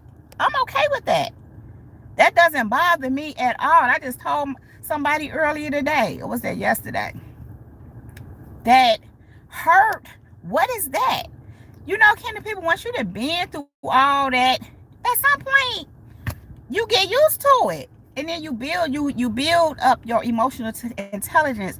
You build up your emotional security, stability, your emotional, what's this, another one? Maturity. So things don't hit you at some point like it did before. It's like when something else comes along, it's like, hurt. Listen, when I walk away from these people these days, and these ones that's, yes, do I have love for them? I have agape love for these people. I don't have no special affection. A special affection is someone that you love like that. Like, this your people, we cool like that. Oh, my boo, my honey, whatever the case may be. I don't have no special affections like that for these people. At one point, I kind of did. But people can kill that. It's just like in a relationship. Somebody keep cheating or whatever, lying or just being on whatever, acting crazy. Eventually you're going to get tired of that. You ain't going to want no more. But unfortunately, these days, these people think that that's a way to keep you around. That's what narcissists do. They think if they ignore you, because in their mind, they punishing you when they ignore you, but in the effort to get you to be on board with what they trying to do with you, which is abuse you. But anyway, point in that is, don't nobody want to keep going with that. But for some reason, these people think that you just gonna, like a carousel, as I'm saying it right, the merry-go-round, think you just gonna keep going in circles. And sometimes because you had been. So when you pull away and you don't want, you in the cycle, you in the curse, because that's what that be if you ain't careful. They shocked. They don't know what to do. Then they go into trying to control you mode, trying to pull you back into the abuse. Because that's what it is. These people want to abuse you, Kingdom people. They want to oppress you. They want you to be under them in the ground so they can feel like they're somebody. And it has to be you.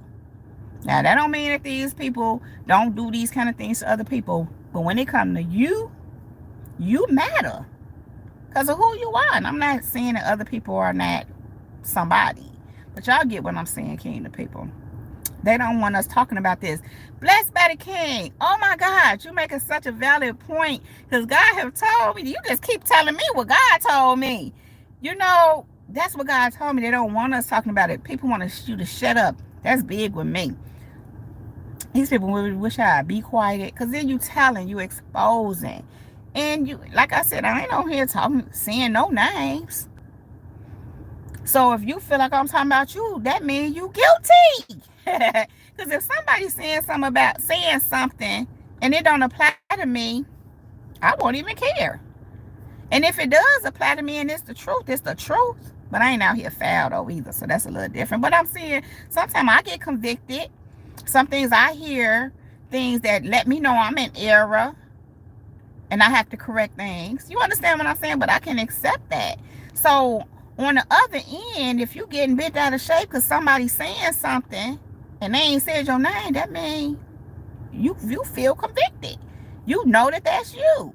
So if you know that's you, why you get mad? Because the truth is being spoken. But I'm gonna be quiet, king to people, because I'm just, listen, I'm looking, feel like I'm just in a talking mood. You are a grade A supplier. They can't live without our energy. That's true. Mobile moms, we got, listen, I'll be telling y'all, we got that juice. Because it's the spirit. God been saying this to me too. I actually wrote it down. That's another message.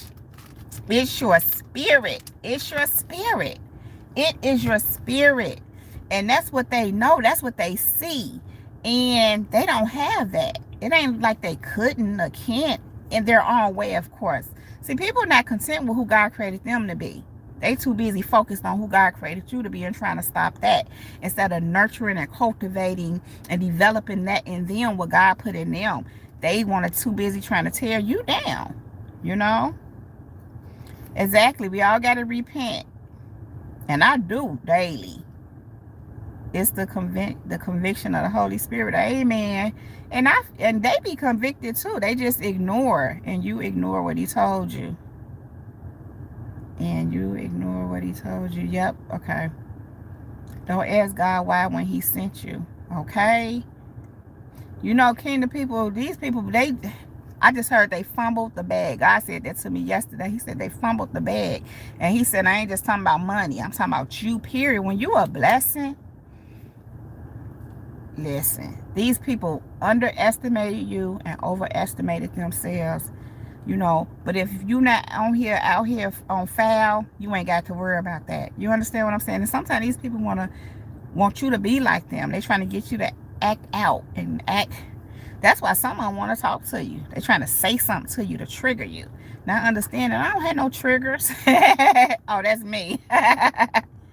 You know, I ain't no triggers. I learned that a few years ago. Remove these triggers. Let me deal with this so I can't be triggered. Because if you being triggered, that means there's something in you. And people would do that. They're trying to, how they say, push your buttons. They're trying to trigger you. They're trying to get you to act out of curious so they can say, yup, see, I told you. They're trying to set you up, kind of people. They want you to act a fool. They want you to be like them. They're trying to make you look bad. But who goes through all that? Think about that. And then you think you're going to go scot-free. That's what I don't get. I don't get that. And like I said, these people care so much about what other people think. Because that's what they're doing. They're trying to keep that mask on. They feel like you knocking their mask off, and you ain't even trying to do that. You just living your life, doing your things. And kingdom people, sometimes when I share whatever, yes, and then they would eat their words. Absolutely. Sometimes when I be speaking, God just told me this the other day. He'll move me to share certain things, certain personal experiences, and I do. God told me that, and then sometimes you all let me know, you know, you can relate to that or how that helps you. You know, it trips me out because God he was also letting me know that that's my way of healing too. So sometimes you talk about these things. I remember when I wrote my book, and it's in a pen name, of course, but that's part of why I did it like that. So nobody couldn't be saying, didn't nobody even know I did. I wrote the book, with the exception of a couple of people, and that it was out there because I wasn't telling nobody. It was therapeutic for me. I was led to do it. I was led to share my stuff up to that point, and it was very healing for me. And so I'm saying that to say sometime when you're doing that, even if God got you writing, journaling, putting it in a song, whatever, speaking your truth, whatever it is, kind of people, that's your healing. That is your healing. And I'm going to put it like this. If they didn't play that role in your life, you wouldn't be able to tell it in the way that you're doing so. So they want you to be quiet and not talk about it. I'm hearing not heal, because people even know that that's healing for you, but they feel like it puts them in a bad light. But again, like I said earlier, my thing is always, was I lying? I remember I was about to say, what's his name? What's his name said to me from the book. I was shocked he even read the book. You said that such a. I said, well, what I said was, and I said, which was the truth. I'm like, did I lie? They be tripping, going back to what I was saying before. They be like, shit, that's okay. Did I lie? Wasn't no lies involved. I would not be able to say it if it hadn't happened. I ain't making it up. And then who do these people think they are to tell you not to tell your story, not to share your experiences? I just heard not to do what thus said the Lord. Because overall, that's what they're trying to do. Trying to shut you up. So in their mind, you want to expose them. Well, if you don't want to be exposed, stop doing things that you don't want to be exposed about. Because I'm not running around trying to expose you. I'm just telling my stuff, my experiences. But they be bent out of shape because in their mind, they feel like they being exposed. And I just heard God say it's God exposing them and them. And let me tell you this other part came to people. What God told me. People would listen to them. And then they come look at you or listen to you. People not stupid. We need to stop underestimating. I ain't saying y'all underestimate. People are far from stupid. The only ones that's stupid is the ones that think other people stupid. And think they could pull something over. Or keep pulling something over. What the young man I watch sometime, his name is Matthias, he say, you can fool some of the people some of the time, but you can't fool all of the people all of the time. Or something like that. You can fool some of the people some of the time, but you can't fool. Something like that he say. So in other words, people not stupid, kind of people. When these people doing all that, trust and believe. People know. They hear them. And those that know you, they hear them. They know them. They done had enough experience with them. They know them. They know you too. They hear you in whatever way. They know the truth. And not just that. God's showing them. God is showing them. God just like he showed us. He's showing people. He let them know. For those ones that like to go along and jump on board and be in the mess, that's on them. It ain't that they don't know. It's that that's what they choose to jump on board because they feel that way about you too. So now they got someone they can group up with and do this with. But even they know. I'm telling you, a hater, somebody said not long ago, a hater know they a hater. They know, first of all, they hate. Because you spending all your time and energy. They know they hating. I had this thing, you know how people be calling themselves doing things in the dark against you, hiding it, and think nobody else know, or don't think you know. I be having this thing where I'm like, but you know. Forget everybody else. You know what you're doing. You know what you're doing. You know you hiding and you sneaking and you doing this secretly and then trying to play a role. You know. You know you fake. You know you're fraud. You know you evil. You know you, I just heard, low self-esteem. And I ain't knocking people that has low self-esteem. I'm speaking of them ones that be on this crazy and trying to front. Forget if you fool everybody. You know. And you have to sit with that. You have to live with that. That's a stain on your soul. And that's why they be pressed, kind of people, because they got these stains on their souls and you getting free. You're going forth in the Lord and they sitting over here stained and cursed and bound. And then a lot of it be because of what they doing towards you. They done added curses upon curses upon curses on themselves. Kind of people. And where they going with this? I just heard in the gutter. I just heard in the grave. Because they killing themselves. They ain't doing nothing to you. Even if it did affect you. Even if at one point in time it did hurt your feelings. Maybe even still now. You'll get over it. Trust me. I had to tell somebody today. You know, that hurt stuff, I'm over it. Call me unemotional. Call me unattached. Call me whatever you want. I'm right where God need me to be. Because see, when you in that kind of a place, can't nobody do nothing to you. They can't do nothing to hurt you. Reminded of that person, not that old boy that had this thing where he wanted my honey to break my heart or do something so I could be brokenhearted. I had to tell my honey, if something was happening between me and you at this point in my life, It's like, oh hell, and keep it moving. Don't mean I won't process it. Won't mean I won't feel the way. I said, but I won't be brokenhearted. I told him that. He know. He like, cause he know. But the person want me to be brokenhearted. Cause in they man, they feel like that's the only way I deal with them. I'm like, I wouldn't deal with you if I'ma stop. Some people just don't get it, kingdom people.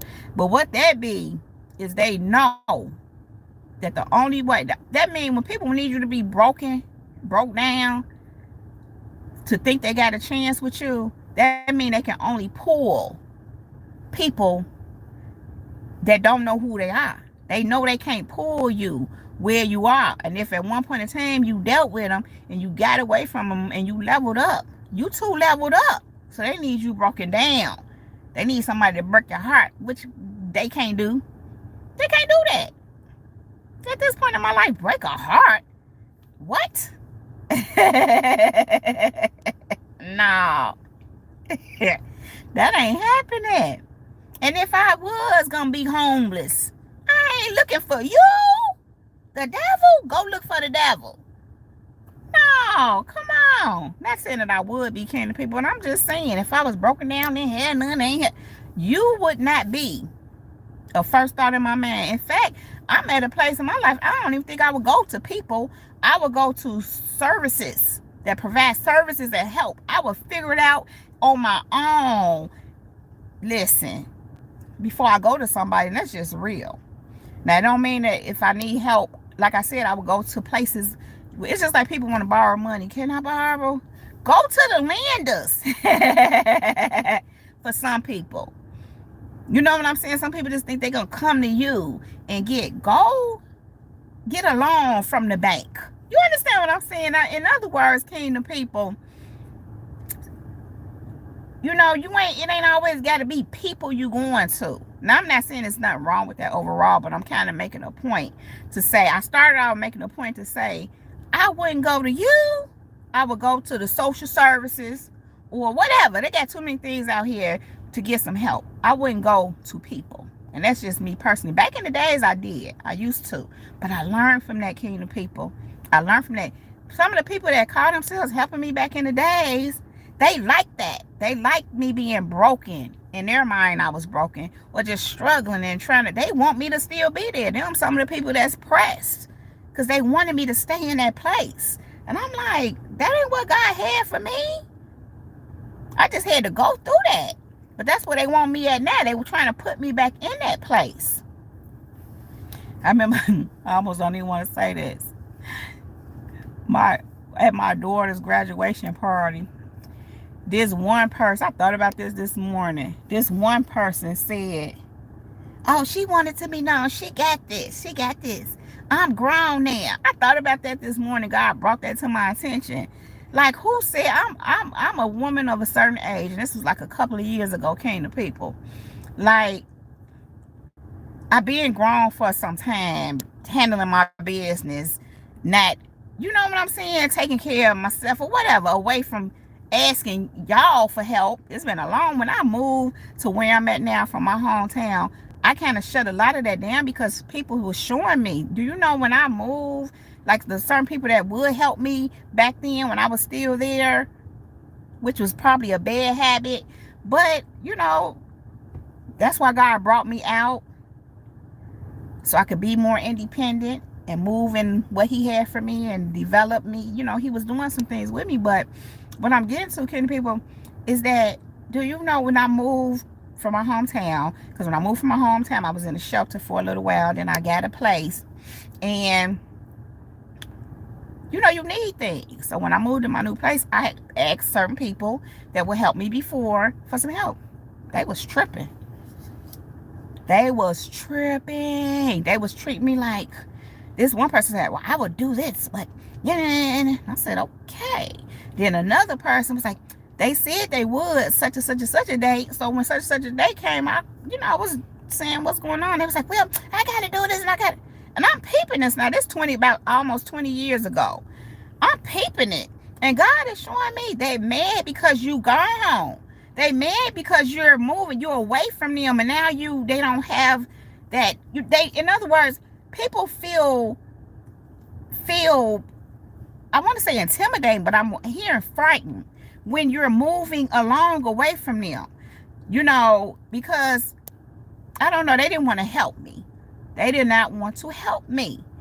But it's because I was no longer in they man, I guess, in their control. Or I had moved on. God said because I had went forth. Because I had went forth, moving forward. And so anyway, the point is that taught me. And I ain't asked these people not for no money, not for no help in that kind of way. I never asked them. Well, I take that back. One of the people I have. But it was like years later. And it was a back and forth thing too. So it wasn't just like, sometimes it was me more than them. But anyway, the point is, and then this person, I was talking about that. The person said, I'm grown, I got this. It was weird because why are you saying that? But God showed me this morning. He brought all that to my attention again. And he showed me. He said, because they still stuck on how you was. They want to see you like that. But when I was in this position, because what happened was my daughter's graduation party, and I had, because we don't live near family, we had to have it where everybody is. And I asked this one person to find a place for me and told them what my daughter liked and everything. They can't monitor your life. That's why they made it. Yeah, that's true. Not like that. They can't. They monitor now through social media. And that ain't much they gonna see. But anyhow, I had invited everybody to the place. And I was gonna pay for it. It was like a restaurant. You go, you eat, and you pay. And so I'm letting everybody know. Some people's like, oh, well, how much I owe you this? I'm like, no, I got this. And this was my attitude.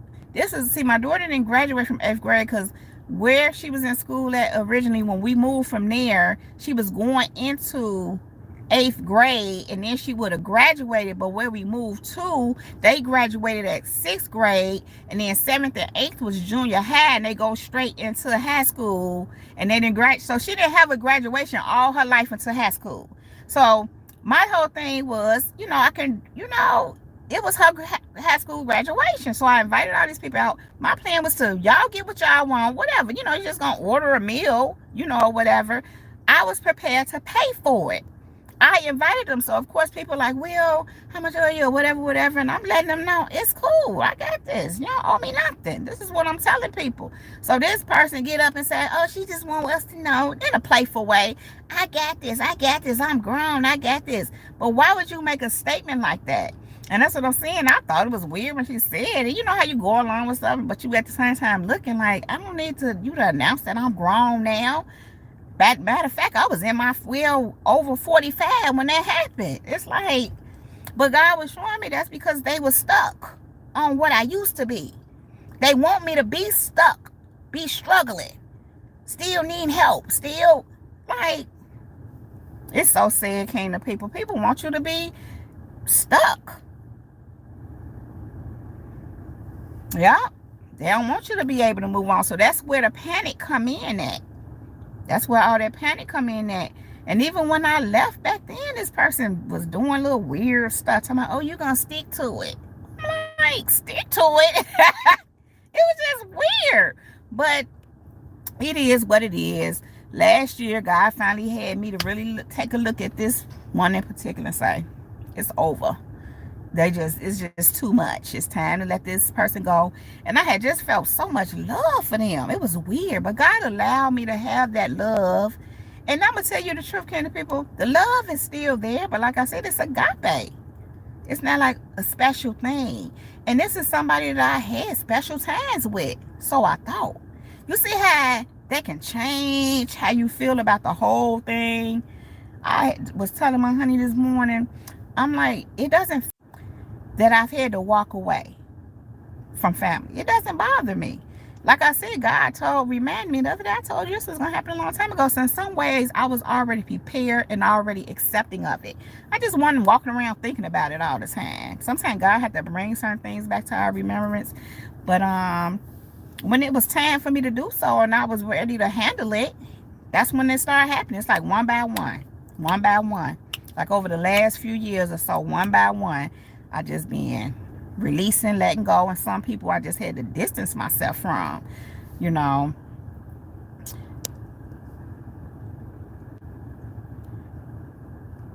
Right. What I'm sticking to, it's people, and it goes back to what I said. People, they be telling on themselves. Just listen.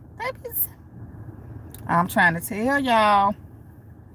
They be showing, as a man thinking in his heart, so is he. And what's in them gonna come out.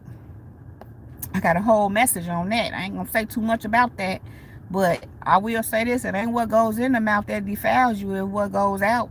These people be saying from stuff, and they be defiling themselves and exposing themselves and telling on themselves. My family is that way, sadly. I would have laughed. Yeah, absolutely. I don't say nothing either. The most that they see from me is this. And then getting all bothered, you know, it's crazy. And I'm going to be me. I'm going to be here, you know. And then some of them just think this is, I don't even want to go into all that. I'm going to leave that alone.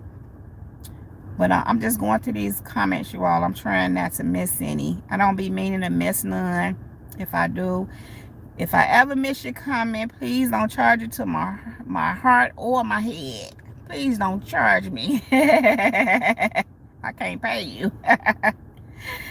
Oh, I don't mean no harm. I'm not ignoring you. They blessed by the king said they will experience what they want to happen to you. And that's exactly what be happening. The ditch you dig for somebody else, you're going to fall into yourself. The Bible say that a lot. If you look up that scripture, just look it up, you're going to see it's in so many different places in the Bible. That ain't about no coincidence. God is trying to give warning. When you dig in the ditch with somebody else and they trying to keep you stuck, when they doing all this purple magic on you and doing all these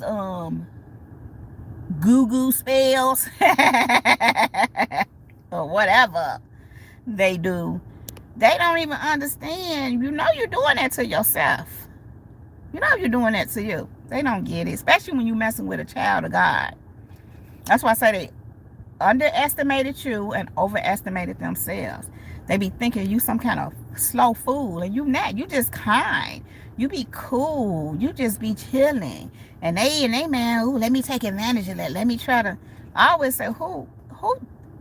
That says a lot about a person. Because if I see somebody, and you know how they say, if you find a fool, bump their head. Don't do that.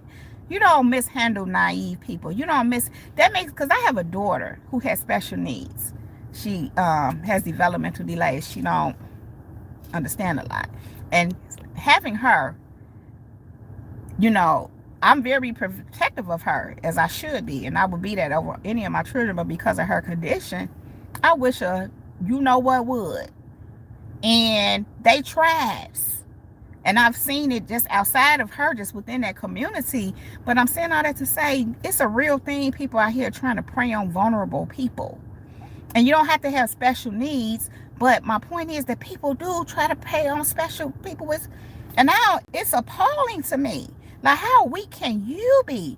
I remember my brother with his sweet self. He's no longer with us. But I remember years ago, some young lady that was liking on him would give him money. But he ain't like her. He wasn't interested. But he would say, well, she keep giving me money. So I'm like, if she gonna give me money, I'm gonna take it. I said, well, this is the problem with that. You know you don't like her, but you taking her money. That's not cool. My question was this to him. What that say about you? I had to ask him, what does that say about you? Don't take her money. Let her know I'm not interested. Keep your money, sweetie. You know what I'm saying? Don't take advantage of people just because you can. What does that say about you? You know how they say the people that like to prey on the weak? What that say about you? You must be weaker. You looking for somebody that you can prey on? You weak. I'm going to leave that alone. I don't want to get started on that weak. Because that's what they be. These ones that trying to keep you bound, it put fear in you, want to keep you stuck, or not keep you, but make you stuck, don't want you to grow, want you to be struck. They all weak spirited. God is correcting me. Still weak, but he's shown me recently they're weak spirited, which is why the enemy can use them like that he can. They're weak spirited. Something happened to them that broke their psyche, that damaged their psyche, and they've become desensitized. They have what they call it cognitive dissonance. It's just a lot going on there. Stuff can go deep, but deep. What's really behind all that is a spiritual disease. They're spiritually disconnected. That's where it starts. Whatever happened, however they got that way, because it's different for everybody. Some people just bit the bait. In other words, the bait of Satan, because Satan baits you. He baiting us. He baiting us right now, trying to get us to talk to him. They be trying to bait us. Them ones too, that's bait. Making all that noise trying to get your attention, that's bait. Young lady right now, some just told me she crying right now. That's crazy. God just gave me that. And he been showing me that. He woke me up out of my sleep to show me this young lady crying and going through it and stressed out. Then I'm like, what is going on? Like I'm doing something to her. But it's not that this is what I'm going to tell y'all what happened. You see what happened, people see you. And they get on, ooh, she different or whatever. But when they know you different, they don't even really get who you are. They're not necessarily supposed to, but they see something about you. They see you got something. And in this case, it's some people got a couple of kids, don't have a car,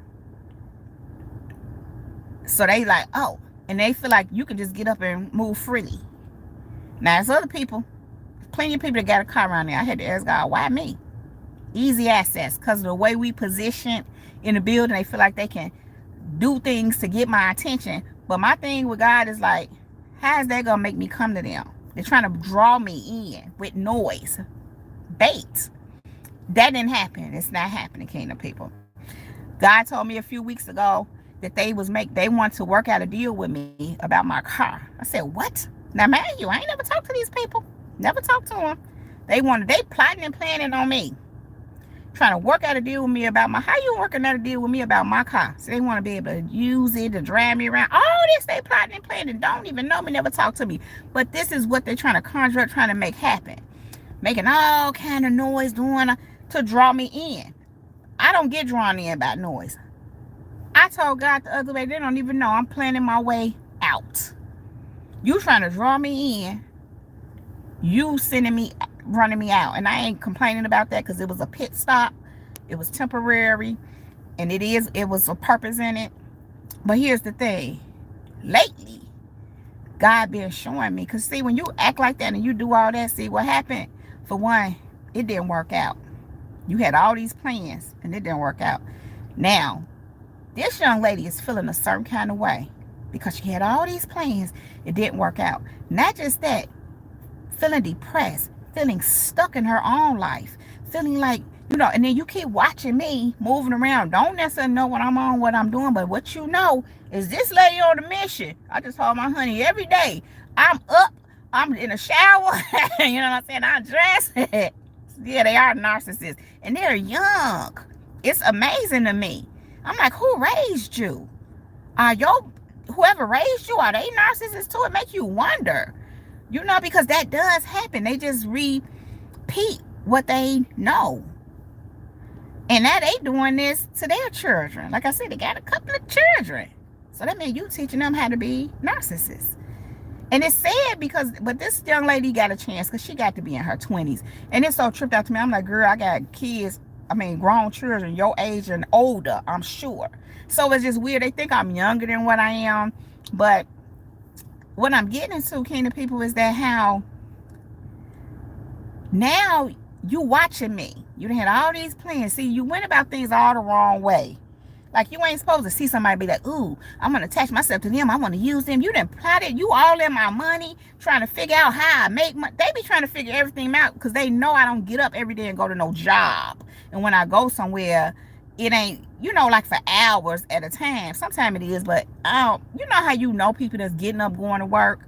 I'm going somewhere, but I ain't going to no job. I'm at home too much, and my schedule is too flexible. But then the other part of that is you never know, because it's all kind of jobs and work you could do out here that people just don't know about, because when you have a limited understanding, when the only place you ever been is in your neighborhood, you don't understand. You know what I'm saying? And when you ain't never been out here working and don't know what's out here, you have a very limited perspective, so you trying to figure it out. So anyway, where the young lady went wrong at, like so many people do, is you jump the, what they call it, jump the broom, put the horse in front of the chariot, or the chariot in front of the horse. Don't they be saying you put the horse in front of the chariot? I'm like, the horse do go in front of the chariot, because the horse pulled the chariot. Anyway, doing too much. So now she's feeling a certain kind of way. Now she's feeling stuck in her life, and she feel like I'm the cause of her being where she is, kingdom people. And I ain't even angry. I'm just more like, what? I feel for her, because instead of, and I get it, because like I said, she young, she don't know, she ain't got nobody there to help her and show her. But it's like, you done acted such a fool, and still do little stuff to get my attention in a different way now. Just still trying to be heard.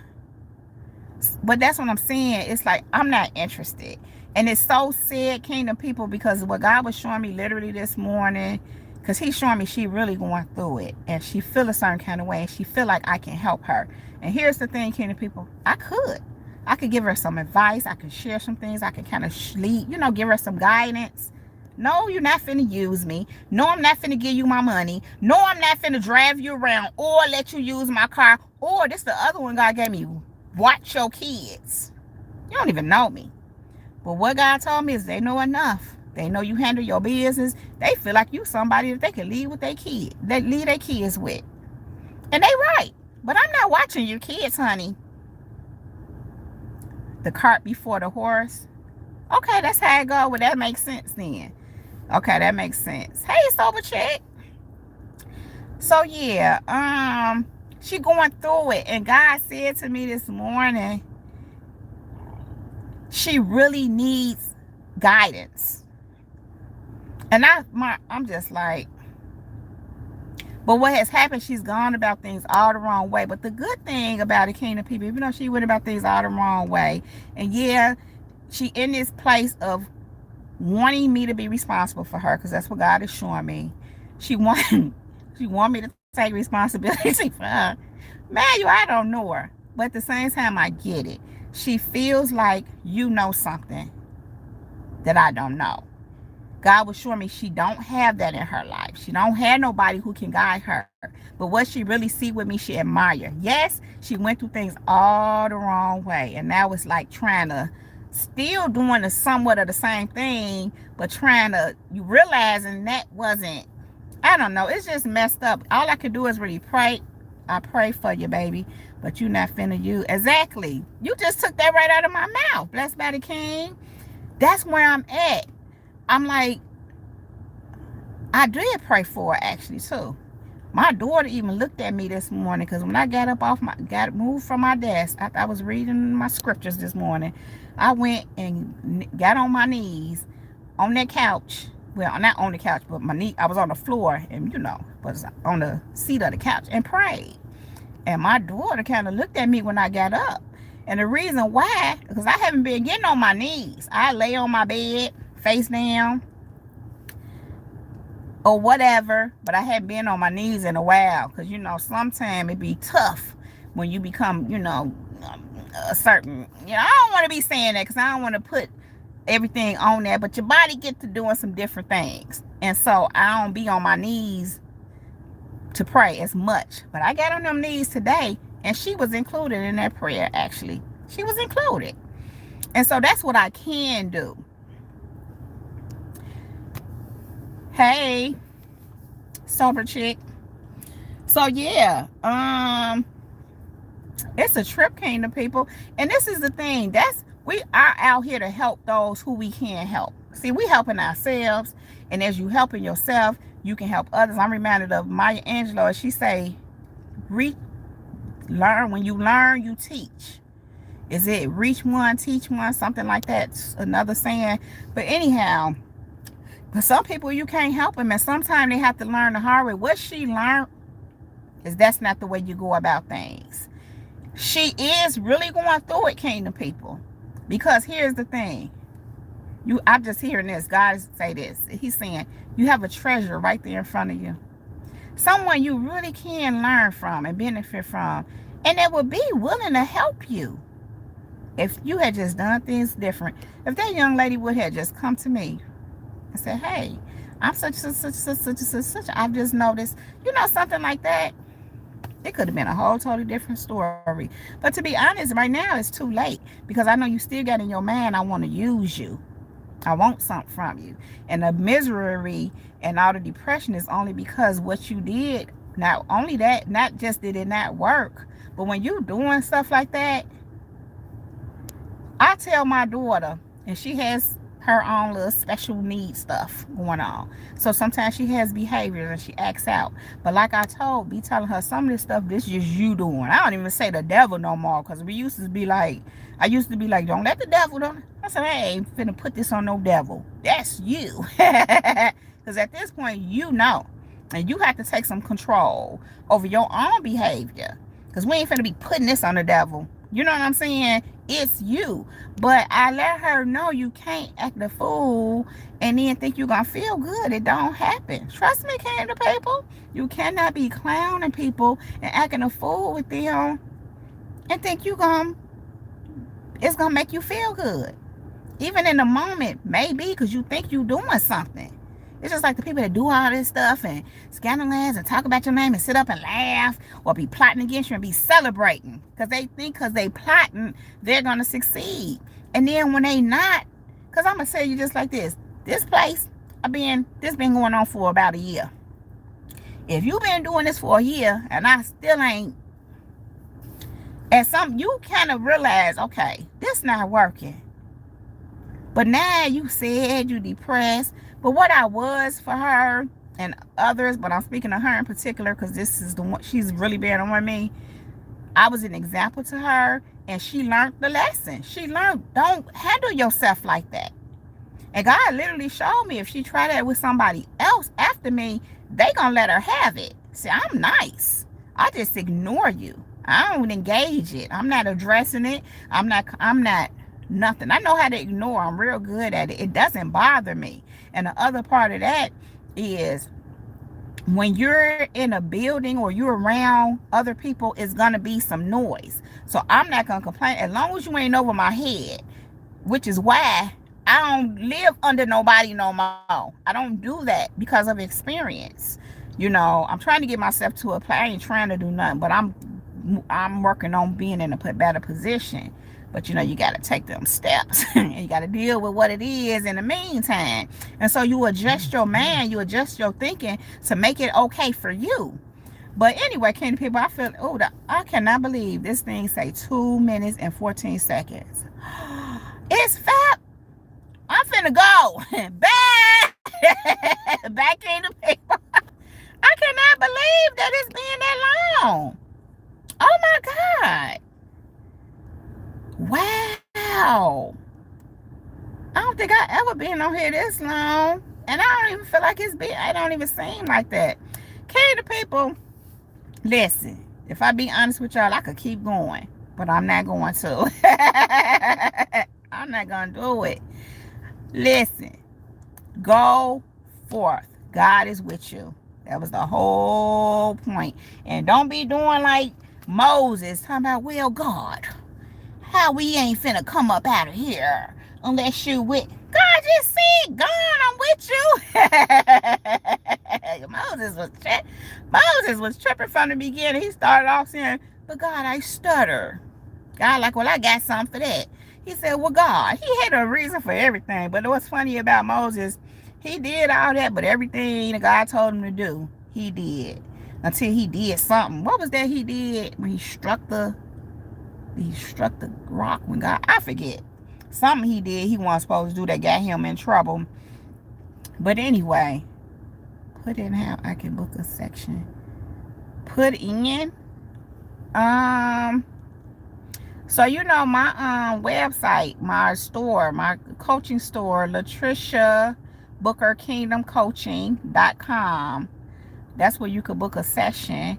I don't know what kind of session you're looking for. If you want like a coaching session, or if you just want like a chat session, but it's all there. It's all,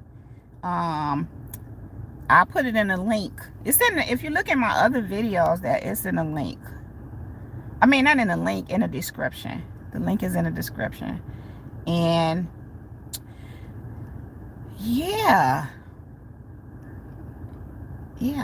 that's the way. That is a way to book a session. And I'm taking people, I'm still taking clients, but my schedule is kind of, I'm able to take some people, but my schedule is pretty full right now. But I'm able to still, oh, what did I just do? I don't know who this person is. Yeah, I don't know what people be on. Yes, I do. They don't know. People just so thirsty, desperate. And it's sad, but it is what it is. But it's like, leave me alone with that. And I thought about this kind of people. Like, I can remember being, at some places. I wasn't always, mature. I always was mature for my age. You know how they say you are old soul, you been here before, you before your time. I've heard that all my life. But, I still had to mature in some things. I had to still grow up in some things. So I try to be careful not to be judgmental. When I see all these things, I'm like, try to be more tolerant. But God said, well, now you know different. You know better, and you at a place in your life, you ain't got time to be dealing with that kind of nonsense. Y'all notice how I keep saying of a certain age? That's a real thing. You don't have time for certain stuff once you get to a certain place. Like I said, I'm over here trying to get my life right. I'm trying to get my life right for the rest of my life. Then they gonna, listen, I just heard, and they want you over here struggling. Like, I wouldn't even wish that on them. They do struggle, though. The ones that wish that on you, especially this one in particular. Boy, if she don't be like, I'm not paying for it. When they come to money, one thing I can tell you, you gonna be stuck. You ain't gonna have nothing much more than, because you got a poverty-stricken mentality. Let me leave that lady alone. Or she sent somebody. But she sent one of her imps on me. Even though I don't pay them no attention too. I already know. Like, I ain't getting involved in none of that. I'ma stay over here with mine. I ain't engaging. It's hot right now. And it's so bad because I can't even really go among any of them right now. It's interesting. Even the ones that it ain't a trip with. It's like, I can't. God is saying stay away. Stay away. Because it's too much. And I don't want to. That's the other thing. I don't even want to. It's a trip when you don't want to be around people. Because it's just not, I'm going to say it like this, is not the same. It's not the same when you have come to some realizations and some conclusions. And I'm just hearing God saying, when I'm telling you to go forth. When it's time for you to go forth, you got to leave a whole lot behind, kingdom people. And you put that in its proper perspective. It ain't everything, but you do. You have to. I'm reminded of how when Jesus gathered up his disciples, he told them they had to leave things behind to follow him. So you do have to leave some things behind to follow Jesus. To go forth in what he's telling you to do. You have to leave some things behind. And sometimes it's what you knew. What you're accustomed to. Where you grew, but God been telling me this since a little bit before I became the age I am, which is a half a century. He was telling me the next half of your life is the best half of your life. And I received that. I stand on that. And we're going to make it happen. It is happening. It is happening. So, to lie on the prophet and say they just wanted money and the person was just starting, but God said he's gonna vindicate them. You know, I don't know. Some people do be doing that. That's just on what they be on. But that's not everybody. I don't know. And these ones that feel like you shouldn't receive anything, I'm like, even if you go to a building, and these days, this is how we do things. If you go to a church, they collect an offering. How you think they able to function and do what they need to do? I mean, and not just that. If you sowing, if somebody is blessing you and you are led to sow into their word or to whatever, into them, their life, whatever, what's the problem? I don't get it. Why people be tripping on that. Now, there are some people that do be out here, and that's what they own. That's what they all about, getting your money. It is. But that ain't everybody, though. But they like to put that on, not everybody, put that on everybody. I love sowing seeds. I ain't gonna tell, I owe a few people money now. When I say I owe, because I got to get to them. Because when somebody blessing me like that and the Holy Spirit move me to sow, some of them got to wait. No, because you know how you do so many, you're like, let me slow down until we get replenished some. But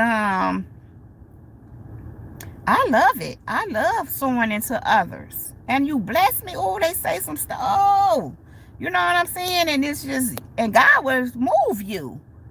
I mean, that's how he do me. He'll move me and to say, sow. As many a times to tell you what to sow. Exactly, Miss Shirley, I know you do. And I thank you. And you know I love doing it too. Sometimes I do it back.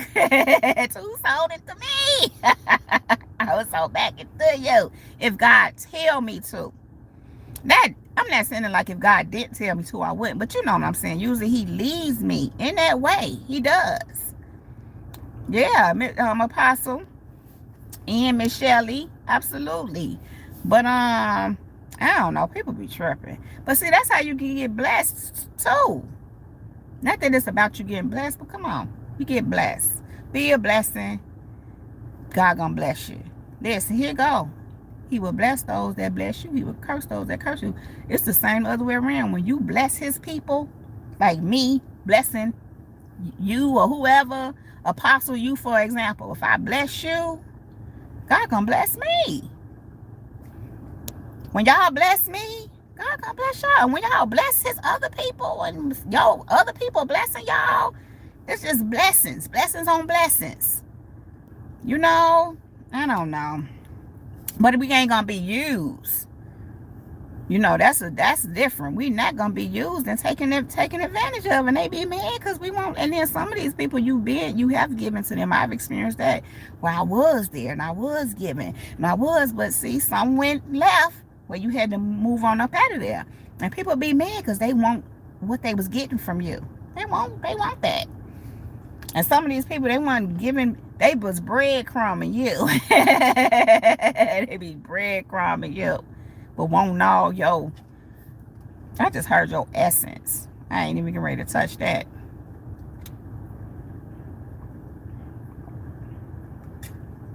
Kingdom people, I'm getting ready to go.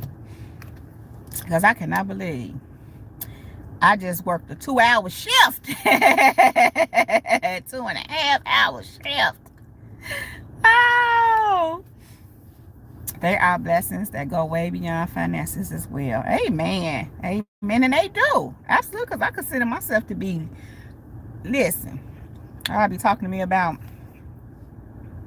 they want you to feel like you can't make it. They want you to feel burden, like it's such a burden, like it's too much. It's over. God be pointing that out to me, that's what people be trying to send. They want me to feel. And I'm like, I'm blessed. I'm like, I don't feel like, listen, I was riding today and I told God, you have seen me through way too many times. Too many times. For me to think I'm not going to make it. I've been making it. You've been working things out for me. You've told me things and they came to pass. You letting me know where we going, and I trust that it's coming to pass. I've been following your lead for a long time. Why would I get here right now and be like, oh, I don't know if I can make it. Oh, it's such overwhelming. That's what they want you to feel. But that's how they feel. They feel overwhelmed with things. And then, I'm just saying, because they're not connected in the line to God like that. When you disconnected from God like that, you have a totally different experience from those who are connected to God like that.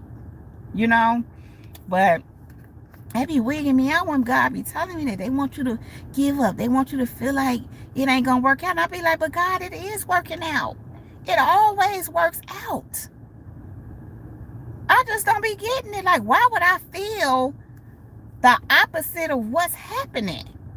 I don't know. I mean, yeah, we go through little stuff, bumps in the road, but don't we always overcome them? I mean, I always like to say we've had enough experience to know how this go. Now, maybe we going into some unknown places and unknown territory, and we're in some unknown spaces, but we trust God enough. We got enough experience with God to know that listen, he is not a man that he shall lie. And what he said ain't coming back to him, for he said what he said. And we stand on that. That's the kind of relationship we got with God. And God knows that. That's why he moved for us like he do. That's why he's telling us to go forth. God would not be telling you to go forth. He with you if he didn't trust you to do so. If you had not already passed so many other tests. If you had, I don't know what Moses was on. Moses was just a mess. Because every time you turn around, he had passed a whole lot of tests and still would turn around with God. We ain't coming up out of here. He tripped me out with that. We ain't coming up. And then he said we ain't coming up out of here unless you. God just said he gonna be with you. Anyway, let me leave Moses alone. He got them people out of Israel, out of Egypt, though.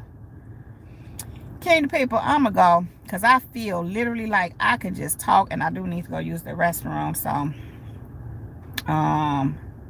thank you all so very much for being here. I really do appreciate you all. I kind of be looking forward to this time. These times is really good. It's really elevating, even therapeutic. I ain't trying to use y'all for my therapy, but we here with each other. It's like a group thing, a community thing, because it's an understanding. We have an understanding, like-minded. That's important. I was just reading that in the scripture. I can't even tell you where because I forgot, but it was just saying how he want us to be brothers and I forget. I'm a link it in this thing. It's gonna be the very first thing when I put the description, everything in the description. It's gonna be the first thing, and you will know exactly what I'm talking about. But the brethren, how we supposed to love on one another, have each other, because that's what was initially intended when the body of Christ was formed, when the churches were even formed when Jesus sent the disciples out to go preach the gospel, and it was all about that brotherly love, that brotherly and sisterly love. And then the Apostle Paul, went on to further advance that. And so that's what it's supposed to be about. We are a community of people, and it's good when we can come together like-mindedness. How can two walk together unless they agree? It don't mean everything we all in the same place, everything we agree to say, but for the most part we have an understanding, and there's love there. You know what I'm saying? It's genuine love. And I was thinking about that today, especially with you, Miss Shelley, and Apostle Walanda. I was thinking about that this morning, how God be bringing people together, because you two, you already know we kind of connect in other places. But I was just thinking about that, and I told God, I said, you always, lately I've been noticing it too, he been bringing bosses in my direction. When I say bosses, I'm talking about y'all women got it going on. Y'all doing y'all God thing. Many of you all are educated, y'all or whatever. Even if you educated in God, I just heard in these streets, because sometimes you need a little street knowledge to know how to handle this spiritual knowledge. You know what I'm saying? I done seen some hood folks, but they gangsters for God. They ain't playing. But exactly. You know, God been sending me bosses or connecting me, and I've been noticing it. Especially, you know, for the most part, I'm speaking of women, and I'm noticing. But I'm saying that to say that God is saying you're like-minded. You all are on the same, you know, and that's why I also say move around stuff that ain't for you. I mean, I say it, but I'm saying it from a place of how God will move you around, and He keeps speaking this to me. He bringing you to your people. He bringing his people together. He bringing your tribe, your soul tribe, your whatever it is. He's orchestrating all that. I'm not even one looking for that kingdom people. I'm not out here looking like, oh, I need some friends. God, you got me out here by myself, which I'm not really, but you know what I'm saying. I don't be on that. I just allow things to, hey, Lamoni, Chef Lamoni. Why you got chef at the end? It's supposed to be in the beginning. I'm going to tell you that. You a chef. Anyway, I love chefs, by the way. But, what was I saying? I forgot. Oh, how God would bring people together. You just let him do it. You just do what he tell you. I'm telling you, like I said, God be bringing bosses. Because I said, because you a boss. I don't mess with nobody but bosses. That's why when these little scrubs, and I probably shouldn't call them that, because they have to grow and develop if they choose to and do what they need to do. But these ones be coming with nothing, ain't on nothing, and think they finna just attach themselves to me. I'm like, I don't do that. You already have to be in motion. You already have to be on your way. You already have to be going forth in something that God's saying do. And I'm not knocking people for where they are. I'm saying where I'm at. Especially if you're connecting to people in that way. You know what I'm saying? It's like you can't just be connecting yourself to anybody. You can't. But God is bringing bosses. Yeah, have frequency, have vibrational, up. And that's the other part of that. People that's in them lower registries, I can't even do them. You know when people not on your level. When I say not on your level, it don't mean you looking down on them. You know what I'm saying? You may look down on them, but you're looking down on them in the effort to pull them up if you can. You know what I'm saying? Not to look down on them like to, you know, not like that. But, oh, I love you too. Lamoni, then the chef. I hear that. I hear that. I respect that. Okay. And he is moving mighty in this hour. God bosses. I like that, Michelle. God bosses. Kingdom people moving. Yes. We going up. Yes, gotta only stay connected to the people he places in your life. And that's so important right now. I'm telling you. And these scrubs, they gonna try. Because they be scratching. They do be. Y'all know what I'm talking about. Y'all be hearing them out arguing with you. I know I be hearing. I be like, I don't even say nothing. Because I don't have nothing to say back.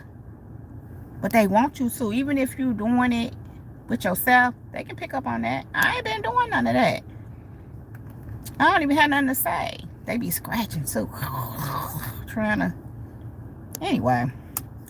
You're exactly, Miss Shetty. I love people above me. Because I can learn something. Please teach me. Please show me how you do what you do. You know what I'm saying? And even if you're not trying to do what they do, people that are advanced and know more than you and that have gone before you, they can teach you something. You can learn some things. That's why some of these elders, let me leave them elders alone, man. It's like they can't teach me nothing. Not at this point. I remember God told me that years ago. They can't teach you nothing at this point. And I knew that because where I was looking to, they wasn't at. They hadn't gone. The only thing they could teach me to do is how to stay back, how not to move forward. People can teach you what not to do too. But I'm not doing that, you know. But yeah, I love people. Listen, I learned a lot from people. I'm a big time student. Okay, people made fun of me. I ain't gonna say all my life, but at periods of time because I love to learn. I always love school. I always love taking classes. I'm taking classes now. I'm always taking classes. You know what I'm saying? Always doing something. because I want to learning different businesses, just learning different disciplines and fields, whatever. I like to learn. And like I said, people used to make fun. It was being people making fun of me because of that. I'm like, y'all, they be trying to shame you, make you think something wrong with you. I'm like, because I'm learning. Yeah, keep laughing. Keep laughing. I know what I'm doing. And now they can't tell me nothing. Not really, you know what I'm saying? It's like now they don't be them same ones trying to keep up with you and watch what you're doing, because you steadily learning, you steadily growing. They want you to stop.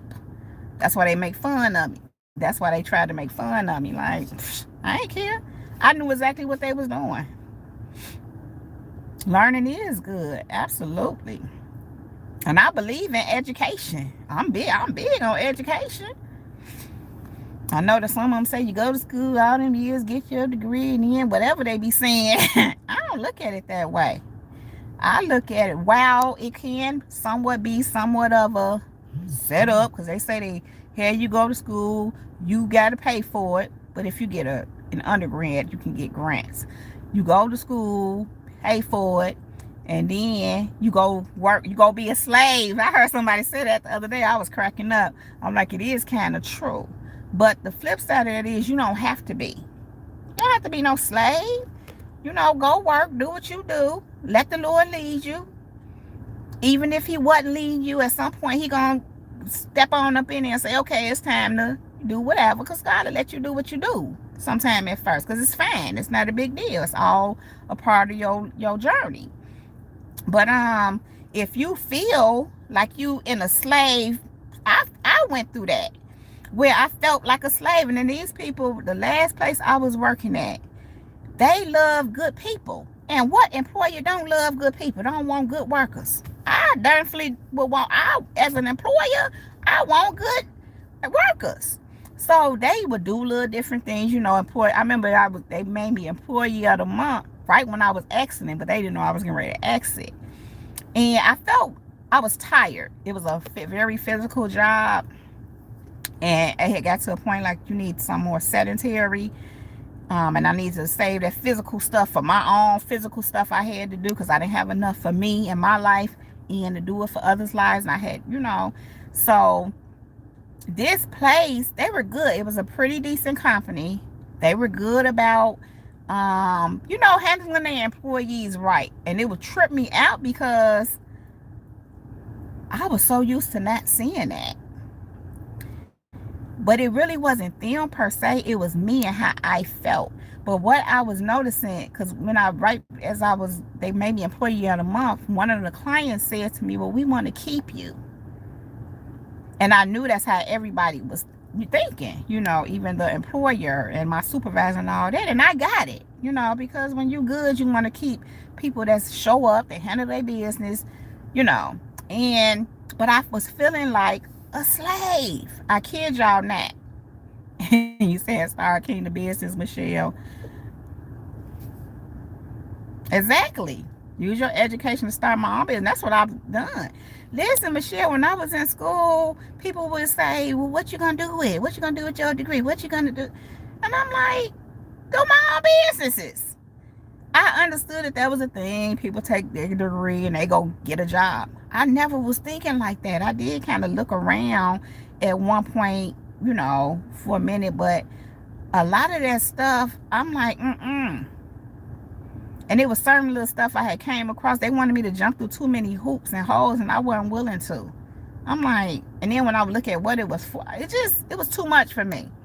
That just didn't work for me. It just, you know, I've had a lot of jobs, but I never been in none of them more than a year.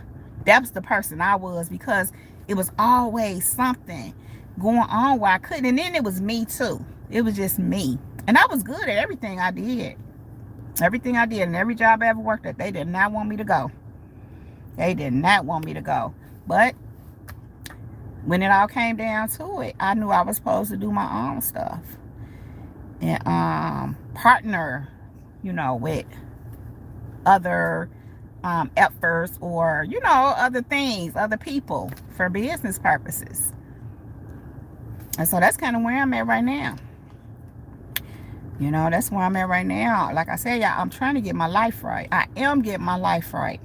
I am a half a century. I need to get my life right. I don't care nothing about them ones that want me to be what I used to be. That's their problem. Y'all stay stuck on that. And I mean, yeah, I was that. I did. And people think you supposed to stay where you was because they stayed where they was. They ain't moved. They still. Anyway, I'm going to leave them people alone. Kingdom people, I love you all so very much. I really do appreciate you all being here with me. You are too, Miss Shelley. Oh, see, that's why y'all my girls. Miss Shelley, Apostle Walanda, and Miss Shauna. Miss Shauna not on here right now, but her too. She about half a half a century too. So yeah, we understand each other. We understand each other. And it took a while to get me here. And I'm gonna take my time. Y'all remember that song by Eve? And that's how I be feeling about being where God has me, moving into the things that he has for me. It took a minute to get me here. I'm gonna take my time. I ain't in no rush. Now I'm using my time wisely, don't get me wrong. I ain't procrastinating, but I'm chilling. And we are your guys. Yes, you are, Lamoni Chef. Yes, you are my guys. 10 years away, Michelle. Yeah, you good. Listen, it don't matter where you at. I'm just letting you know.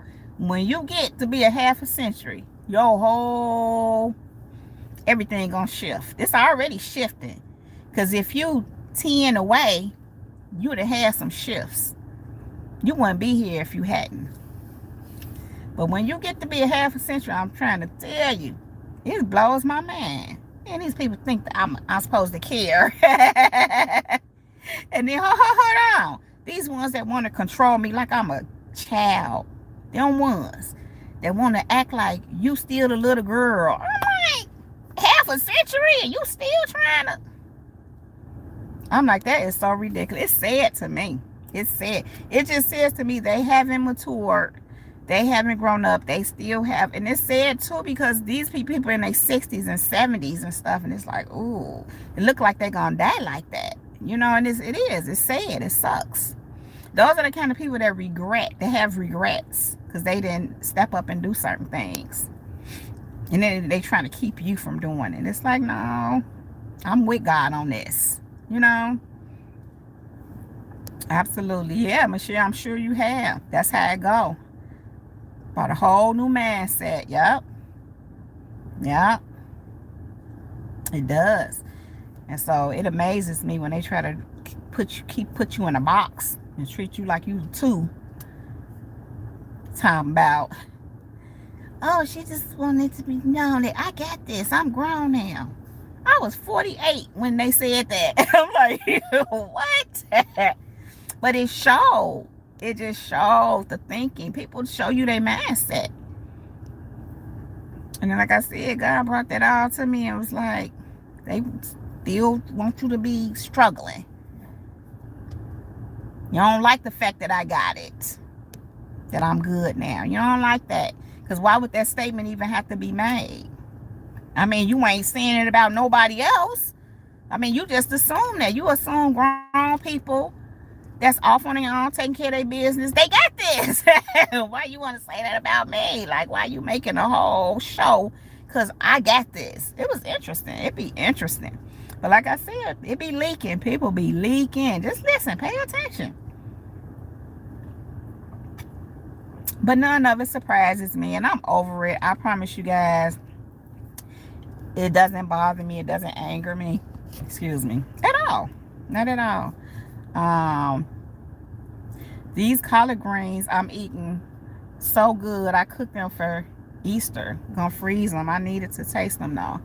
You cooked them already? Oh wow. And you gonna freeze them? You need to eat them and buy some more. And cook them. That's what I do. Freezing some greens? Well, I guess, you know, when I'm a greens person, I like salad. I eat a lot of salad and I love greens. So I can just sit and eat greens. Like when I cook greens, I eat them for snack. I just eat them. I mean, I eat other stuff too, but I could just sit and eat bowls and bowls of greens. I love greens. I love asparagus. I love green. I love vegetables. Period. I love vegetables. So yeah, King of people. It's going into 3 hours. We're not going to do that. But I really appreciate you all being here, spending this time. Y'all are so sweet with cornbread. Michelle. Y'all making me hungry. What I got? I had a chicken salad earlier today.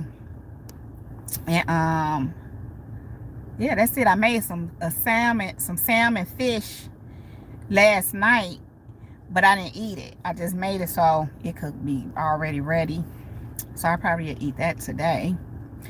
And yeah, they got chicken at home at the house from what's today? Wednesday, from Sunday. But I already ate my you know how you had leftovers? I ate my leftover portion already. So that's what and then my daughter, she don't eat fish. So oh, okay, you did make some corn. I knew you had to have some cornbread with greens. Oh, y'all making me hungry. So, King of people, I am gonna go. I'm gonna have to do a cooking with Latricia soon. I made some chicken, the wingettes, in an air fryer the other day. But I didn't think about it until after I had already seasoned everything and I was putting them in the air fryer. I'm like, oh man, I could have brought the King of people because I was trying something new. I seasoned them I had some chipotle chili pepper seasoning, and so I mixed that with garlic powder and what else, and lemon pepper to see how that, and it was pretty good. Actually, it was pretty good. I be trying, and I like Buffalo Wild Wings. I don't know if y'all know that restaurant. I love their wings, so I'll be liking all the different kind of flavors and stuff like that. And yeah, so anyway, King of people, I'm mouth watering. I love you all so very much. I really do appreciate you all being here with me. Hey, Miss Emily. Love salmon. That's my fave. Man, I used to be like, I can't eat salmon all the time because it's so rich. That it's so good. Lately, I've been eating it like more on a regular basis. I love it. And then I make this sauce to go with it. Be so bomb. What I want now is some lamb. So I know this place. I found this place. And the Sam's Club be having it too. But they sell lamb. I love lamb. I don't cook it much, but I love it. It's kind of a little more pricier, which is fine. I don't mind sometimes. You know, sometimes you treat yourself to a little something extra. I treated myself to a steak last week. I woke up and that steak started calling me. And I went to the store and bought a steak and a little bottle of A1 sauce because I ain't had no A1 sauce. And I went to like the little gas station store and got it. It's called Quick Trip. They be having steak and stuff. They be having some good, what they call them, cuts of steak. They do pretty good. And I got that little bottle of A1 sauce for $4.49. But you have to pay for convenience because I wasn't finna go to Walmart or Target. I wasn't ready to do all that. I was right there. Anyway, the lady that checked me out, she said, oh, you have your dinner. I said, no, I'm going to go home and cook this and eat this right now. She was cracking up. And it was early. It was like 11 o'clock or something. But it called me as soon as I woke up. And I don't eat beef a lot. I try not to because it's kind of, you know, hard to take longer to digest, and it's just not good for your system. It builds up cholesterol in you a little faster if you eat too much of it. So, but it's good for you too. Steak is one of those kind of things where when I need some substance, I have to have it. Like the chicken and the turkey and the fish won't do when my body says steak. And it did that morning. I was like, steak. I had to go buy a steak and cook it. And I think did I make salad with it? Oh, because it was early, I fried an egg with it. And I ate that for breakfast. Then later, the other piece of the steak, I made salad with it. I had salad. And I think I had made some french fries for my daughter, but I didn't eat the french fries with the steak. Anyway, y'all, I'm just going on and on. I'm going Saturday to the steakhouse for my birthday to celebrate. I made my reservations. Okay.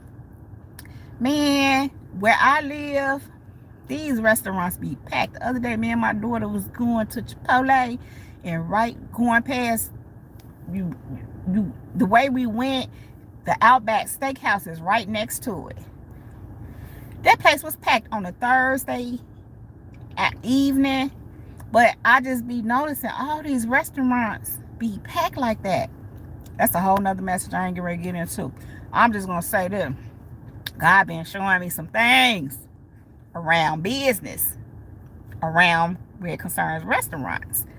But yeah, because these people, and then this one owner came to me, this restaurant I took my daughter to for her birthday, the Texas Roadhouse. The owner came to me and was talking to me, and of course he gave me some little information or whatever, but it was just everybody in the restaurant looking around because they were too trying to figure out why he go to her. God said he know who you are. I said, whoa. He knew he felt like you somebody. I'm like, wow. I'm just making my way. God said he see it. He already know. So anyway, came to people. That's all. That's something else. That happens to you all the time. I love restaurants. I love food. I don't go a lot though. Usually once a week at least. At least. Yeah, lamb is good, Emily. Oh, hey, you so awesome. Oh, I love you too, Emily. Y'all so sweet. I be dreaming about y'all. Ah, I be praying for y'all. I do be. I be praying for the kingdom people. Absolutely. But anyway, kingdom people, I'ma go. I know I said that 3 or 4 times already, and this going into 3 hours. I cannot believe I just worked a 3-hour shift. Kingdom people, I love you all so much. I pray that you all have a blessed rest of your day. I encourage you to continue to go forth. Go forth. God is with you. He is with you. He done already went before you. He done already worked it out. God told me last night, let me just give y'all something. He said he clearing the way. That's what he was speaking to me about, certain stuff. He said, I'm clearing the way. I'm clearing the way for you. I'm clearing the way. Then this morning he gave me, go forth. I am with you. God is with you. Go ahead and do what you need to do. Kingdom people. I know y'all already got it. I know you already doing it. But God just told me to come and tell you, go forth. He with you.